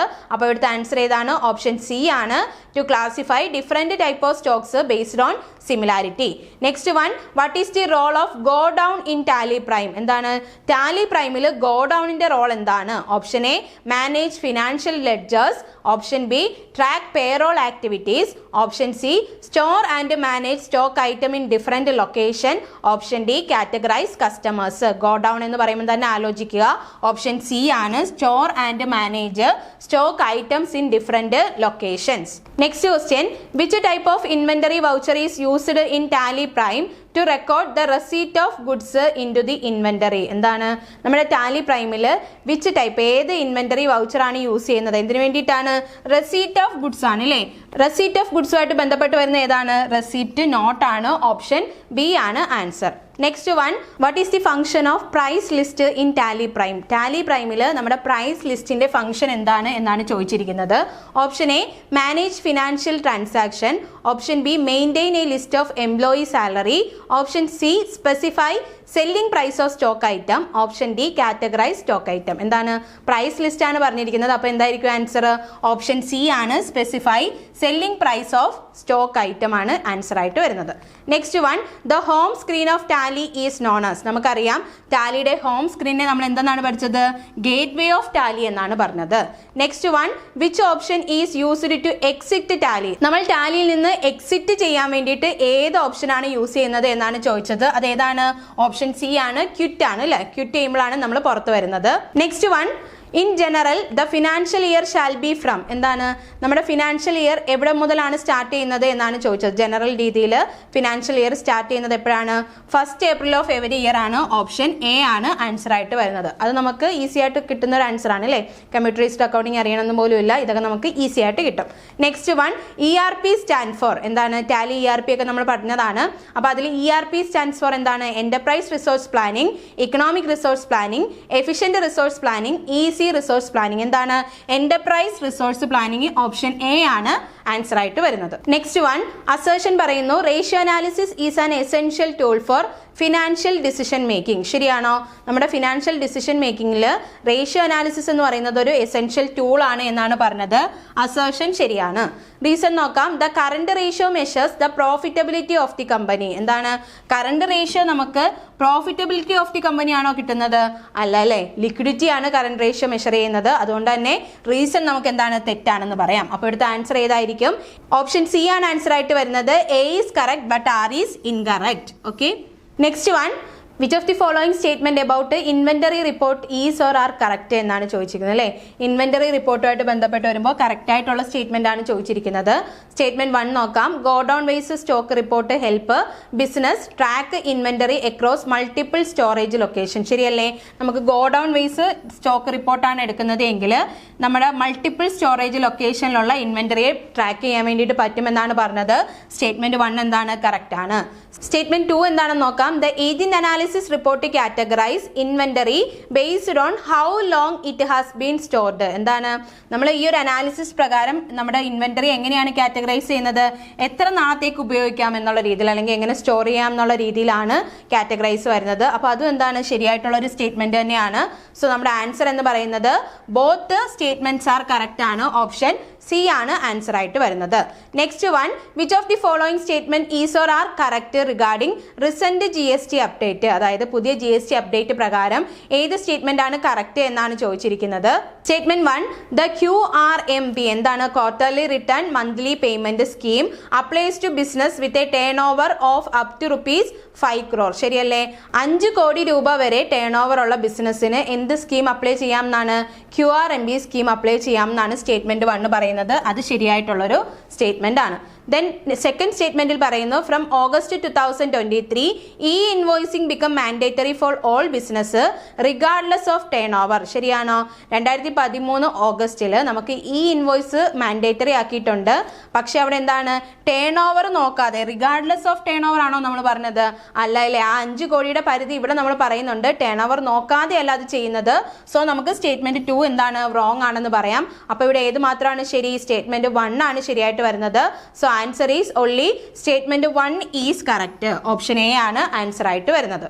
Next one, match the following GST return with their purpose. നമ്മൾ GST റിട്ടേണുമായിട്ട് ബന്ധപ്പെട്ടാണ് വരുന്നത്. മാച്ച് ദ ഫോളോയിങ് ആണ്. അപ്പോൾ ആദ്യത്തത് GSTR 1 ആണ്. അതുപോലെ തന്നെ GSTR 3B പറയുന്നുണ്ട്, GSTR 9 പറയുന്നുണ്ട്. പർപ്പസ് പറയുന്നു summary return for tax liability. അതേതാണ് summary return for tax liability എന്ന് പറയുന്നത്? GSTR 3B ആണ് അല്ലേ? അതുപോലെ തന്നെ monthly or quarterly return of outward supplies പറയുന്നത് GSTR 1 ദെൻ ആനുവൽ റിട്ടേൺ വരുന്നത് GSTR 9 ആണ്. ഇങ്ങനെയാകുമ്പോൾ ഏതായിരിക്കും ആൻസർ ആയിട്ട് വരുന്നത്? 1 എന്ന് പറയുന്നത് ഇവിടെ ഒരു ഓപ്ഷൻ ഇട്ടേക്കുന്നത് ഇതാണ് ഓപ്ഷൻ എ ആയിട്ട് പറഞ്ഞിരിക്കുന്നത് അല്ലേ? ഇത് ബിയും ഇത് സിയും ആണ്. അപ്പോൾ നിങ്ങൾ തെറ്റിക്കരുത്. 1 വരുന്നത് എ ആണ്, 2 വരുന്നത് ബി ആണ്, ഓക്കെ, 3 വരുന്നത് സി ആണ്. അപ്പോൾ എങ്ങനെയാണ്? 1A ആണ് വരുന്നത്. സോ നമുക്ക് 1A 2B 3C option B ആണ് ആൻസർ ആയിട്ട് വരുന്നത്. തെറ്റിപ്പോകാൻ ചാൻസ് ഉള്ളതാണ്. അപ്പോൾ ഇതിൻ്റെ ആൻസർ ഇങ്ങനെയാണ് വരുന്നത്, ഓപ്ഷൻ ബി ആണ്. Match the budgeting approaches with their description. എന്താണ് ബജറ്റിംഗ് അപ്രോച്ചും അതിൻ്റെ ഡിസ്ക്രിപ്ഷനുമായിട്ട് ബന്ധപ്പെട്ട് മാച്ച് ചെയ്യാനാണ് പറയുന്നത്. Zero based budgeting, rolling budgeting, incremental budgeting, അതുപോലെ തന്നെ ഫ്ലെക്സിബിൾ ബജറ്റിംഗ് ആണ് വരുന്നത്. ഓപ്ഷൻ എയിൽ പറയുന്നു, ഡിസ്ക്രിപ്ഷനിൽ പറയുന്നു adjustment past budget based on percentage change. അതേതായിരിക്കും? ഇൻക്രിമെന്റൽ ബജറ്റ് ആണ് ഇതുപോലെ പെർസെൻറ്റേജ് ചേഞ്ചുമായിട്ട് ബന്ധപ്പെട്ട് വരുന്ന പാസ്റ്റ് ബജറ്റ് അഡ്ജസ്റ്റ് ചെയ്യുന്നത്. അപ്പോൾ അതിൻ്റെ ആൻസർ സി ആണ് 1 ആയിട്ട് വരുന്നത്. ദെൻ രണ്ടാമത്തെ പറയുന്നു continuously update the budget based on actuals. അതേതായിരിക്കും? റോളിംഗ് ബജറ്റ് ആണ് കണ്ടിന്യൂസ് ആയിട്ട് നമ്മൾ അപ്ഡേറ്റ് ചെയ്യുന്നത്. ദെൻ അടുത്തത് ഏതാണ്? Request justification of every expense from scratch പറയുന്നത് സീറോ ബേസ്ഡ് ബജറ്റിലാണ്. അപ്പം നമുക്ക് സീറോ ബേസ്ഡ് ബജറ്റ് 3 ആയിട്ട് കണക്ട് ചെയ്യാം. ഫ്ലെക്സിബിൾ ബജറ്റ് എന്ന് പറയുന്നത് varies budget level based on activity ആണ്. അപ്പം ഡി എന്താണ്? 4 ആണ് വരുന്നത്. അപ്പോൾ എ എന്ന് പറയുന്നത് 3 ആണ്, A3. ബി എന്ന് പറയുന്നത് ഏതായിരിക്കും? B2 ആണ്. അതുപോലെ തന്നെ സി എന്ന് പറയുന്നത് 1 ആണ്, ഡി എന്ന് പറയുന്നത് 4 ആണ്. അപ്പോൾ ഇതാണ് നമ്മുടെ ആൻസർ ആയിട്ട് വരുന്നത്. ഇത് ഏത് ഓപ്ഷനകത്താണുള്ളത്? A3, B2, C1, D4 option A ആണ് ആൻസർ ആയിട്ട് വരുന്നത്. നെക്സ്റ്റ് നോക്കാം. Which of the following statement about composite GST is correct. എന്താണ് കോമ്പോസിറ്റ് GST കറക്റ്റ് ആയിട്ട് വരുന്നത്? ഏത് സ്റ്റേറ്റ്മെന്റ് ആണ് എന്നാണ് ചോദിച്ചിരിക്കുന്നത്. First one, composite GST is applicable only to large business. Only to large business ആണോ? അല്ല. അപ്പോൾ അത് നമുക്ക് തെറ്റാണെന്ന് പറയാം. അപ്പോൾ ശരിയാണ് ചോദിച്ചിരിക്കുന്നത്. നെക്സ്റ്റ് വൺ നോക്കാം. Option B, businesses opting for the composition scheme cannot claim input tax credit. എന്താണ്? കോമ്പോസിഷൻ സ്കീം ഓപ്റ്റ് ചെയ്ത ഒരു ബിസിനസ്സിന് ഇൻപുട്ട് ടാക്സ് ക്രെഡിറ്റ് ക്ലെയിം ചെയ്യാൻ പറ്റില്ല എന്ന് പറഞ്ഞു. അതെന്താണ്? ശരിയായിട്ടുള്ള സ്റ്റേറ്റ്മെന്റ് ആണ്. അപ്പോൾ ഇവിടെ ശരിയാണ് ചോദിച്ചത്. ഓപ്ഷൻ ബി വായിക്കുമ്പോൾ തന്നെ നമുക്ക് ആൻസറിൽ എത്താൻ പറ്റും. എന്താണ്? ഓപ്ഷൻ ബി ആണ് ശരിയായിട്ട് വരുന്നത്. ഓപ്ഷൻ സിയും കൂടെ നോക്കാം. Composite GST is applicable to all businesses by default. By default ആയിട്ടല്ല, അതുകൊണ്ട് തന്നെ നമുക്കത് തെറ്റാണെന്ന് പറയാം. Next one, composite GST allow tax collection from customers ആണ് അല്ലേ? കസ്റ്റമേഴ്സിൻ്റെ നിന്നാണോ? അതുമല്ല. അപ്പം ഡിയും നമുക്ക് തെറ്റാണെന്ന് പറയാം. ഇപ്പോൾ ഇവിടെ ഏതാണ് ശരിയായിട്ട് വരുന്നത്? Businesses opting for the composition scheme cannot claim input tax. Option B ആണ് ആൻസർ ആയിട്ട് വരുന്നത്. A company's cash book shows a balance of 2 lakh, but the bank book shows a balance of 1,80,000. എന്താ പറഞ്ഞത്? ഒരു കമ്പനിയുടെ ക്യാഷ് ബുക്ക് ഷോ ചെയ്യുന്നത് 2 lakh ആണ് അതിൻ്റെ ബാലൻസ് എന്നും, പക്ഷേ ബാങ്കിൽ അല്ലെങ്കിൽ ബാങ്ക് ബുക്ക് ഷോ ചെയ്യുന്നത് 1,80,000 ആണ് അതിൻ്റെ ബാലൻസ് എന്നാണ്. അപ്പോൾ അവിടെ ഒരു വ്യത്യാസമുണ്ട് അല്ലേ? അപ്പോൾ അവിടെ നമ്മൾ പറയുന്നുണ്ട് എന്താണ്? താഴെ തന്നിരിക്കുന്ന കാരണങ്ങൾ അവർ കണ്ടുപിടിച്ചിട്ടുണ്ട്. ഏതൊക്കെയാണ്? അൺക്ലിയർഡ് ചെക്ക് ഡിപ്പോസിറ്റ് 30,000, അതുപോലെ തന്നെ bank charges deducted but not recorded in cash book എന്ന് പറയുന്നത് 5,000 ഉണ്ട്. എന്താണ്? ബാങ്ക് ചാർജസ് ബാങ്ക് ഡിഡക്ട് ചെയ്തിട്ടുണ്ട്, പക്ഷേ ക്യാഷ് ബുക്കിൽ അത് റെക്കോർഡ് ചെയ്തിട്ടില്ല, അതും 5,000 ഉണ്ട് എന്ന് കണ്ടുപിടിച്ചിട്ടുണ്ട്. What should be the adjusted bank balance after reconciliation? നമ്മുടെ റിക്കൺസിലേഷന് ശേഷം ബാങ്ക് ബാലൻസ് എത്രയാണ്? അഡ്ജസ്റ്റഡ് ബാങ്ക് ബാലൻസ് എത്രയാണ് എന്നാണ് ചോദിച്ചിരിക്കുന്നത്. അപ്പോൾ നമുക്ക് ബാങ്ക് ബാലൻസ് വെച്ചിട്ട് തുടങ്ങാം. 1,80,000 ആയിരുന്നു ബാങ്ക് ബാലൻസ് എന്ന് പറയുന്നത്. അതിന്റെ കൂടെ ഒരു അൺക്ലിയർഡ് ചെക്ക് ഡിപ്പോസിറ്റ് ഉണ്ട് അല്ലേ? അത് നമുക്ക് ആഡ് ചെയ്യാം. 30,000 ആണ് ആഡ് ചെയ്യാനുള്ളത്. 1,80,000 കൂടെ 30,000 ആഡ് ചെയ്താൽ 2,10,000 ആണ് നമുക്ക് കിട്ടുന്നത്. ഓക്കെ, ദെൻ അതിനുശേഷം ബാങ്ക് ചാർജസ് ഡിഡക്ട് ചെയ്തിട്ടുണ്ട്, അത് ക്യാഷ് ബുക്കിൽ റെക്കോർഡ് ചെയ്തിട്ടില്ല എന്ന് പറഞ്ഞു. സോ നമുക്ക് 5000 രൂപ എന്ത് ചെയ്യാം, ഡിഡക്ട് ചെയ്യണം. അങ്ങനെ ഡിഡക്ട് ചെയ്യുമ്പോൾ നമുക്ക് 25,000 എന്നാണ് കിട്ടുന്നത്. അപ്പോൾ 30,000 രൂപ ആഡ് ചെയ്യുക, 5,000 രൂപ ഡിഡക്ട് ചെയ്യുക, ഫൈനൽ നമുക്ക് എത്ര കിട്ടും, 25,000. ഓപ്ഷൻ എ ആണ് ആൻസർ ആയിട്ട് വരുന്നത്. ഓക്കെ, നെക്സ്റ്റ് വൺ അസേർഷൻ പറയുന്നു the e invoicing system under GST was made mandatory to businesses with a turnover above 5 crore from August 2019. ശരിയാണോ അസേർഷൻ? നമ്മുടെ ആ എമൗണ്ട് ഒക്കെ ശരിയാണ്. പിന്നെന്താണ്, ഓഗസ്റ്റ് 2019 അല്ല 2023 ആയിരുന്നു ആൻസർ ആയിട്ട് വരേണ്ടത്. അപ്പോൾ നമ്മുടെ അസേർഷൻ എന്താണ്, തെറ്റാണെന്ന് പറയാം. Reason e invoicing help in real time tax reporting reducing fraud and ensure better compliance അല്ലേ, ശരിയല്ലേ? ഇ ഇൻവോയ്സിംഗ് നമ്മൾ എന്തിനൊക്കെ ഹെൽപ്പ് ചെയ്യുന്നുണ്ട്, റിയൽ ടൈം ടാക്സ് റിപ്പോർട്ടിംഗ്, അതുപോലെ തന്നെ ഫ്രോഡുകൾ റെഡ്യൂസ് ചെയ്യാനും ബെറ്റർ കംപ്ലൈൻസ് എൻഷുർ ചെയ്യാനും ഒക്കെ ഉപയോഗിക്കുന്നുണ്ട്. സോ റീസൺ ശരിയാണ്. അപ്പോൾ ഇവിടെ അസേർഷൻ തെറ്റാണ്, റീസൺ ശരിയാണ്. അപ്പോൾ നമ്മുടെ ആൻസർ ഏതായിരിക്കും, ഓപ്ഷൻ ഡി ആണ് ആൻസർ ആയിട്ട് വരുന്നത്. A is incorrect but R is correct അല്ലേ. അസേർഷൻ തെറ്റാണ്, റീസൺ ശരിയാണ്. Next one under normal circumstances what is the minimum consignment value above which generating an e way bill become mandatory except for certain exempted case. അപ്പോൾ ഏതായിരിക്കും, minimum ആണ് ചോദിച്ചത്. Minimum നമ്മൾ പഠിച്ചിട്ടുള്ളതാണ്, 50,000 ആണ് minimum എന്ന് പറയുന്നത് അല്ലേ. മിനിമം ഇ വേ ബില്ല് എന്ന് പറയുന്നത് 50,000 ആണ്. Next one a company trial balance show the following balance. ഒരു കമ്പനിയുടെ ട്രയൽ ബാലൻസിൽ താഴെ പറയുന്ന കാര്യങ്ങൾ പറയുന്നുണ്ട് എന്ന് പറഞ്ഞു. സെയിൽസ് റവന്യൂ എന്ന് പറയുന്നത് 5 lakh ആണ്. കോസ്റ്റ് ഓഫ് ഗുഡ്സ് സോൾഡ് 2,50,000 ഉണ്ട്. Operating expense 1 lakh. അതുപോലെ തന്നെ interest expense 20,000. What is the net profit എന്നാണ് ചോദിച്ചത് അല്ലേ. അപ്പോൾ നെറ്റ് പ്രോഫിറ്റ് കാണണമെങ്കിൽ ഈ എല്ലാ ഐറ്റവും കൂടെ ആഡ് ചെയ്തിട്ട് എന്ത് ചെയ്താൽ മതി, സെയിൽസിൽ നിന്ന് ഡിഡക്ട് ചെയ്താൽ മതി. അപ്പോൾ cost of goods sold 2,50,000 plus operating expense 1 lakh ആകുമ്പോൾ 3,50,000. അതിൻ്റെ കൂടെ ഒരു 20,000 കൂടെ ആഡ് ചെയ്യുമ്പോൾ എത്ര കിട്ടും, 3,70,000 കിട്ടി അല്ലേ. ഇത്രയാണ് നമുക്ക് വരുന്ന എക്സ്പെൻസ്. അതിൽ നിന്ന് നമ്മുടെ ഇൻകം ആയിട്ടുള്ള 5 lakhിൽ നിന്ന് ഈ ഒരു 370 മൈനസ് ചെയ്താൽ നമുക്ക് എത്ര കിട്ടും, ആൻസർ 130 ആണ് കിട്ടുന്നത്. അപ്പോൾ ഇവിടുത്തെ ആൻസർ എത്രയാണ്, നമുക്ക് എത്രയാണ് നെറ്റ് പ്രോഫിറ്റ് എന്നാണ് ചോദിച്ചത്, 130 ആണ് അല്ലേ. 1,30,000 ആണ് ആൻസർ ആയിട്ട് വരുന്നത്. ഓപ്ഷൻ സി ആണ്. Next question, a company's balance sheet shows a high account receivable balance but a low cash balance. What does this indicate? എന്താണ്, നമ്മുടെ കമ്പനിയുടെ ബാലൻസ് ഷീറ്റ് നോക്കിയ സമയത്ത് അക്കൗണ്ട് റിസീവബിൾ ബാലൻസ് കൂടിയിരിക്കുകയാണ്, ക്യാഷ് എന്താണ്, കുറഞ്ഞിരിക്കുകയാണ്. അങ്ങനെയാണെങ്കിൽ എന്താണ് ഇത് ഇൻഡിക്കേറ്റ് ചെയ്യുന്നതെന്നാണ് ചോദിച്ചത്. നമ്മൾ ഒരുപാട് എന്താണ് ക്രെഡിറ്റ് സെയിൽസ് ആണ് നടത്തുന്നത് അല്ലേ. അതുപോലെ തന്നെ ക്യാഷ് നമുക്ക് കിട്ടുന്നുമില്ല, സാധനങ്ങൾ ഇങ്ങനെ കടത്തിന് ആൾക്കാർ വാങ്ങിച്ചുകൊണ്ട് പോകുന്നതുകൊണ്ട് അതാണ് അക്കൗണ്ട് റിസീവബിൾ കൂടാനും ക്യാഷ് കുറയാനും കാരണമായിട്ടുള്ളത്. അപ്പോൾ നമ്മൾ സെയിൽ നടത്തുന്നുണ്ട്, പക്ഷേ എന്ത് കിട്ടുന്നില്ല, ക്യാഷ് കിട്ടുന്നില്ല, കടത്തിനാണ് വരുന്നത് എന്നുള്ള കാര്യമാണ് ഇവിടെ നിന്ന് നമുക്ക് മനസ്സിലാവുന്നത്. ഓപ്ഷൻസ് നോക്കാം. Option A, the company has strong liquidity. Option B, the company may face cash flow issues. Option C, the company has excessive liabilities. Option D, the company does not need external finance. എന്തായിരിക്കും, company face ചെയ്യുന്നത് cash flow issues ആണ് എന്നുള്ള കാര്യമാണ് ഇവിടെ നമുക്ക് മനസ്സിലാവുന്നത്. Option B ആണ് answer ആയിട്ട് വരുന്നത്. Next one, menu from which we get edit account option in GNU Khata. നമ്മുടെ ജിനു കാട്ടയിൽ എഡിറ്റ് അക്കൗണ്ട് എന്ന് പറയുന്ന ഓപ്ഷൻ എവിടെയാണ് വരുന്നത്, മാസ്റ്ററിലാണ്. ഓപ്ഷൻ ഡി ആണ് ആൻസർ ആയിട്ട് വരുന്നത്. Next one, among the following which is not a predefined voucher type offered in GNU Khata. എന്താണ്, ജിനു കാട്ടയിൽ പ്രീ ഡിഫൈൻഡ് വൗച്ചർ അല്ലാത്തതാണ് ചോദിച്ചിരിക്കുന്നത്. Contra, journal, receipt, inventory. ഏതൊക്കെയാണ്, കോൺട്രയും ജേർണലും റെസിപ്റ്റും ഒക്കെ പ്രീ ഡിഫൈൻഡ് ആണ്. ഏതാണ്, ഇൻവെന്ററി ആണ് പ്രീ ഡിഫൈൻഡ് അല്ലാത്തത്. So answer is option D. Next one, among the following which is not a feature of Tally. എന്താണ്, ടാലിയുടെ ഫീച്ചർ അല്ലാത്തതാണ് ചോദിച്ചിരിക്കുന്നത്. Option A, negative stock warning in journal voucher. Option B, recruitment and selection. Option C, easy calculation of TDS. Option D, interest calculation in forex. അപ്പോൾ ഇതിനകത്ത് ഏതാണ് ടാലിയുടെ feature അല്ലാത്തത്, recruitment and selection ആണ്. കാരണം അത് ടാലിയായിട്ട് ബന്ധമുള്ള ഒരു കാര്യമല്ല. Next one, Tally audit allows dash to track changes in accounting information. എന്താണ്, ടാലി ഓഡിറ്റ് അലോ ചെയ്യുന്നത് ആർക്കാണ്, അല്ലെങ്കിൽ അക്കൗണ്ടിങ് ഇൻഫർമേഷന്റെ ചേഞ്ചസ് ട്രാക്ക് ചെയ്യാൻ പറ്റുന്ന ആർക്കാണ് എന്നാണ് ചോദിച്ചത്. Option A, administrator or an auditor profile user. Option B, floor manager. Option C, inventory store manager. Option D, all of the above. ആർക്കാണ്, administrator or an auditor profile user ആണ് ഇത് ഉപയോഗിക്കാൻ വേണ്ടിയിട്ട് പറ്റുന്നത്. Next one, who develop GNU കാട്ടയാണ് അല്ലെ. ആരാണ് GNU Khata കാർട്ട് ഡെവലപ്പ് ചെയ്തത് digital freedom foundation, digital India foundation, accounting for Digi India foundation. Option D Indian accounting foundation. ആരായിരുന്നു? ഡിജിറ്റൽ ഫ്രീഡം ഫൗണ്ടേഷൻ ആണ്. ഓപ്ഷൻ എ ആണ് ആൻസർ ആയിട്ട് വരുന്നത്. Next one, GNU Khata has dash predetermined account group. എത്രയാണ്? എത്ര number of predetermined account group ഉണ്ട്? 13 ആണ്. Option A ആണ് ആൻസർ ആയിട്ട് വരുന്നത്.